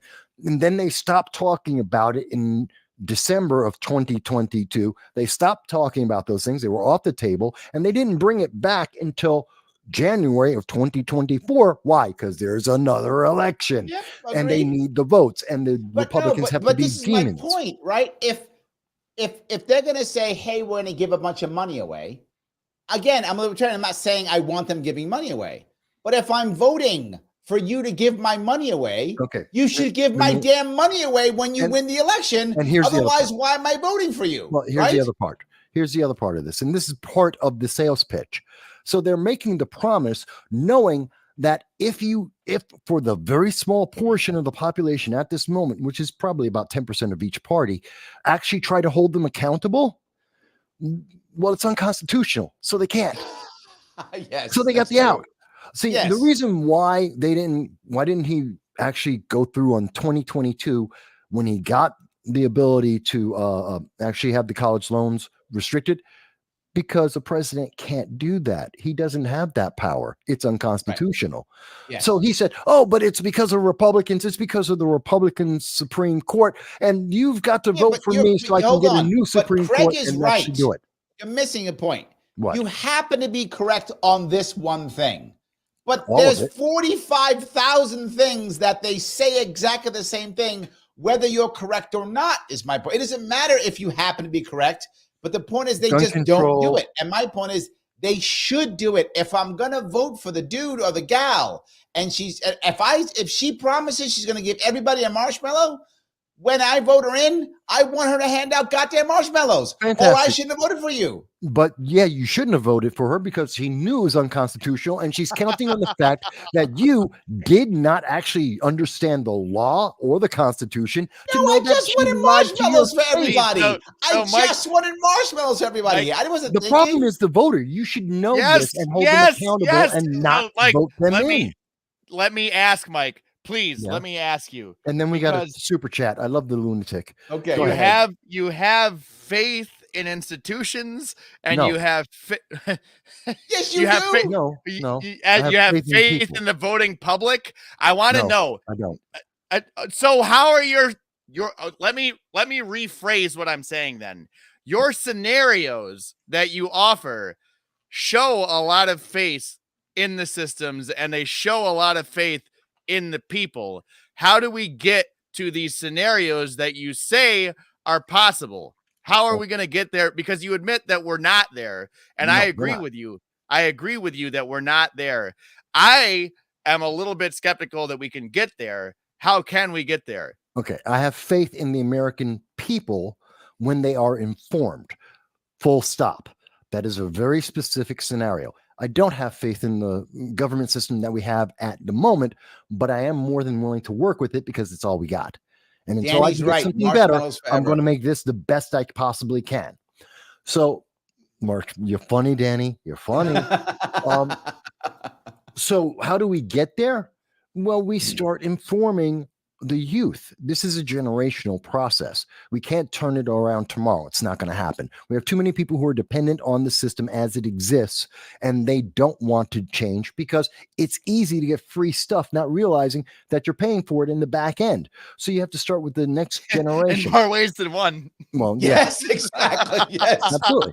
But you start with the kids, and here's the first thing. How about we teach them cursive writing again so they can actually read the Constitution and not some professors reimagined, redefined wording of the Constitution, the actual words themselves, so that they can actually understand the real meaning. Let me grab a super chat. From there. 49 super chat. Thank you, Super Chat. You are throwing the money at us today. Thank you so much. I'm glad we're entertaining you. I'm glad we're entertaining you. Current policies are just stacked on top of the other existing policies. Yes. Creating zero accountability citizens. Repeal policy, create accountability. And here was the policy that I had when I ran for governor. I said that every single New York state law, every one of them, no matter what it is, 6-year sunset law. Right. Every single law, 6-year sunset, no matter what the law is, everything. If they don't re-vote on that law within 6 years when it comes up, that law is gone. Reboot the entire thing. And you add on top of that, each law from now on must be a single issue bill.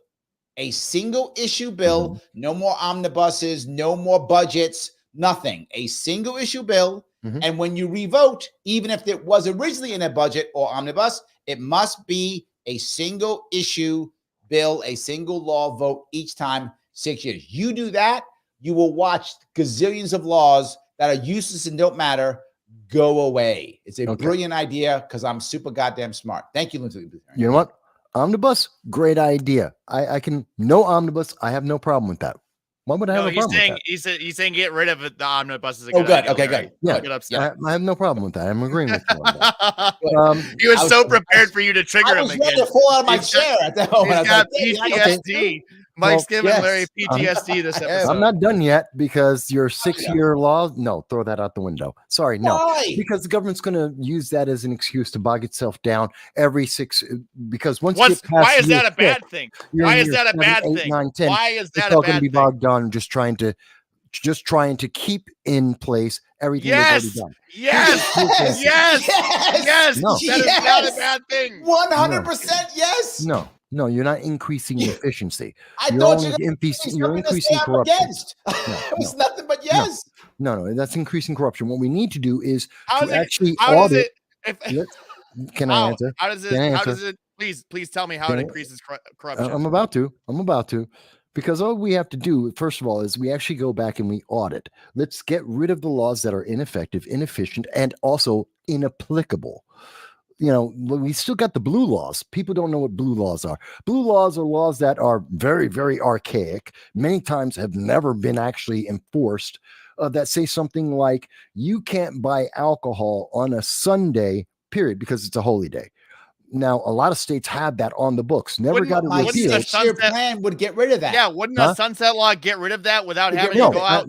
Without it having to wouldn't go have. and bog down the government to go and Not find all of necessarily. these archaic laws? No, it doesn't necessarily get rid of it. It does allow for me to filibuster by talking about that and trying to get that passed so I don't have to talk about another law that we still, which is more important, and that we still have to get to. It is about the process. Let's actually audit the laws so we know what we do and do not have, what we are actually trying to hold these having people aneurysm. accountable for, and we get rid of the things that Trying are to kill me, actually Mike. You're trying to ineffective. kill me. You are literally trying to kill me. I'm not trying to kill you. I'm trying to be I want to have the most Larry, please effective, respond. Please efficient, respond. and accountable government that we can possibly have. And I think that the closer we Hey, get to the Constitution, the Hold better on. we get I want to that. tell you something. I cannot think of one. There may be one, but I cannot think of any law passed in New York State in the past 6 years that I think made us better. I'm not joking when I say that. I cannot think. There may be one, but top of my head, I cannot think of one in 6 years. So if the government got bogged down that not one law in the past 6 years was passed, we would not be worse off. We would be better off. None of the laws. I know a lot of these laws. I studied the know. laws and bills. So I'm give us thinking one through that was right now, good. Give us one that was good. I can't I think of can't. one. I can't. Thank you. I can't That's my recall point. one. But There's not one. So Okay. your bogged down thing, I'm like, yes. no, my answer is Yes. then let's actually go through and actually audit. And I don't want to just get 6 years. Let's go through. They were useless laws. Get rid of them. Let's The 6 years legislate them does out. that. The 6 Let's years does actually that. They're does gone remove in them. 6 years. But I don't want to waste the time of having to do this every 6 years where people will use the process that you're suggesting and they will use it to bog down the system. They will use it to abuse the system. Well, They but will when you use bog it down- to try and because So- every time you have every time when you have a change in the political winds, that gives the opportunity for someone, say we go with, as an example, abortion, and we have late term abortion in New York State. And 6 years from now, somehow miraculously, Democrats, Green Party, Libertarians, I don't know who it is, someone other than progressives actually take control of New York. They decide that they're going to filibuster so that no one ever gets to talk about Roe v. Wade or the late term abortion portion of that. Okay. And it goes away. Well, that's not fair. That's not actually legislating. That's not because the Okay. people wanted that change. That's just Hold someone on. abusing their power to take No, advantage I of the disagree loophole. completely. Let's assume something. I'll go crazier. Murder. I'll go crazy. I'll go to murder. So now there's a law on the books for murder, obviously, right? So let's say it's 6 years, and now murder's coming up. Murder, the worst of all the laws, right? Murder, right? Comes up. And we're Murder going first to degree. Got it. filibuster. We're going to filibuster so that it can't.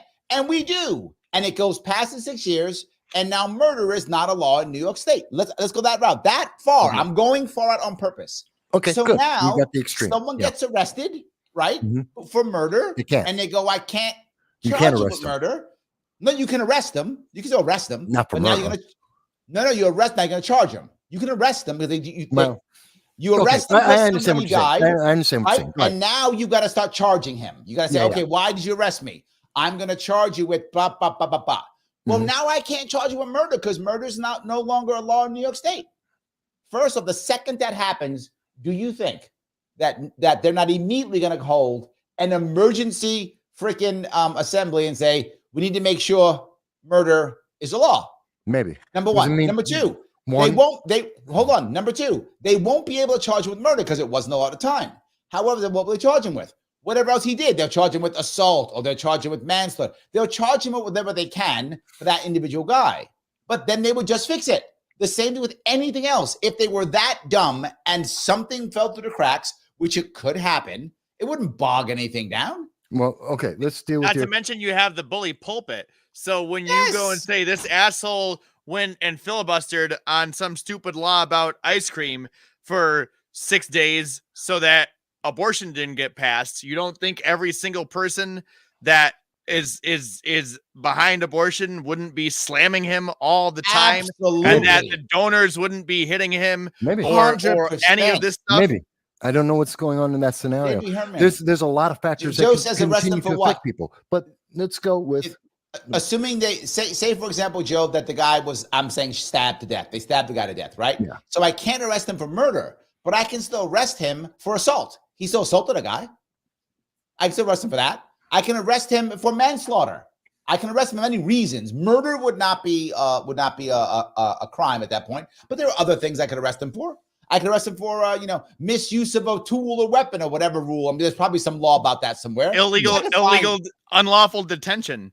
Whatever I can find. Yeah, exactly. If he held him down while he stabbed him, I could, illegal detention. I could. Yes, of course. I could do that. There's ways I can find a way to charge him. Yeah, there are ways. Yeah. But my problem with that is, one, now you've created an opportunity for crime, because God knows how many people, when they recognize that this is what's happened because of corruption or inaction, whichever one, they now have this opportunity. You've now created a window where, you could have a slew, not one, baby. You could have exactly. You could have 1,000. You could have 100,000 people committing murder because that's not a crime anymore. And you know what? You could. Having battery. Hang on. Battery is a much lesser crime that many people will say, I can get off. Okay, I got 5 to 7 on battery, but I'm not going to get life because of murder or the death penalty. And so now that's an incentive for some individuals to commit a crime. I don't want to have that scenario ever on as an option. I don't want that because I believe the corruption will have unintended consequences. I'm trying to minimize the unintended consequences. Guys, we are running way over. I do want to wrap this up. You're talking to me. You know how I get. I know. I'm going way over. So I do want to wrap this up. Guys, if you're watching this and you enjoyed this show, then do me a favor. Click that like button. I know I bug you all the time. Please do it. Click the like button. It's really important. Share this if you can. And something more important, once this is over, once we are no longer live, I need you to come back on whenever you're watching it and put a comment on, right? The Al Gore rhythms do like it very much. So please, when we're done with this, go back to wherever you're watching on, whether you're watching on Twitter, Facebook, YouTube, and put a comment. It really does matter. They like when we do that. I want to say, guys, thank you so much for watching, all of the audience for doing it. I hope it was a good time. Craig, Mike, always good having you guys. Really appreciate it. I loved it. Thank you, sir. I loved it. Appreciate it. All right, guys. I will see you all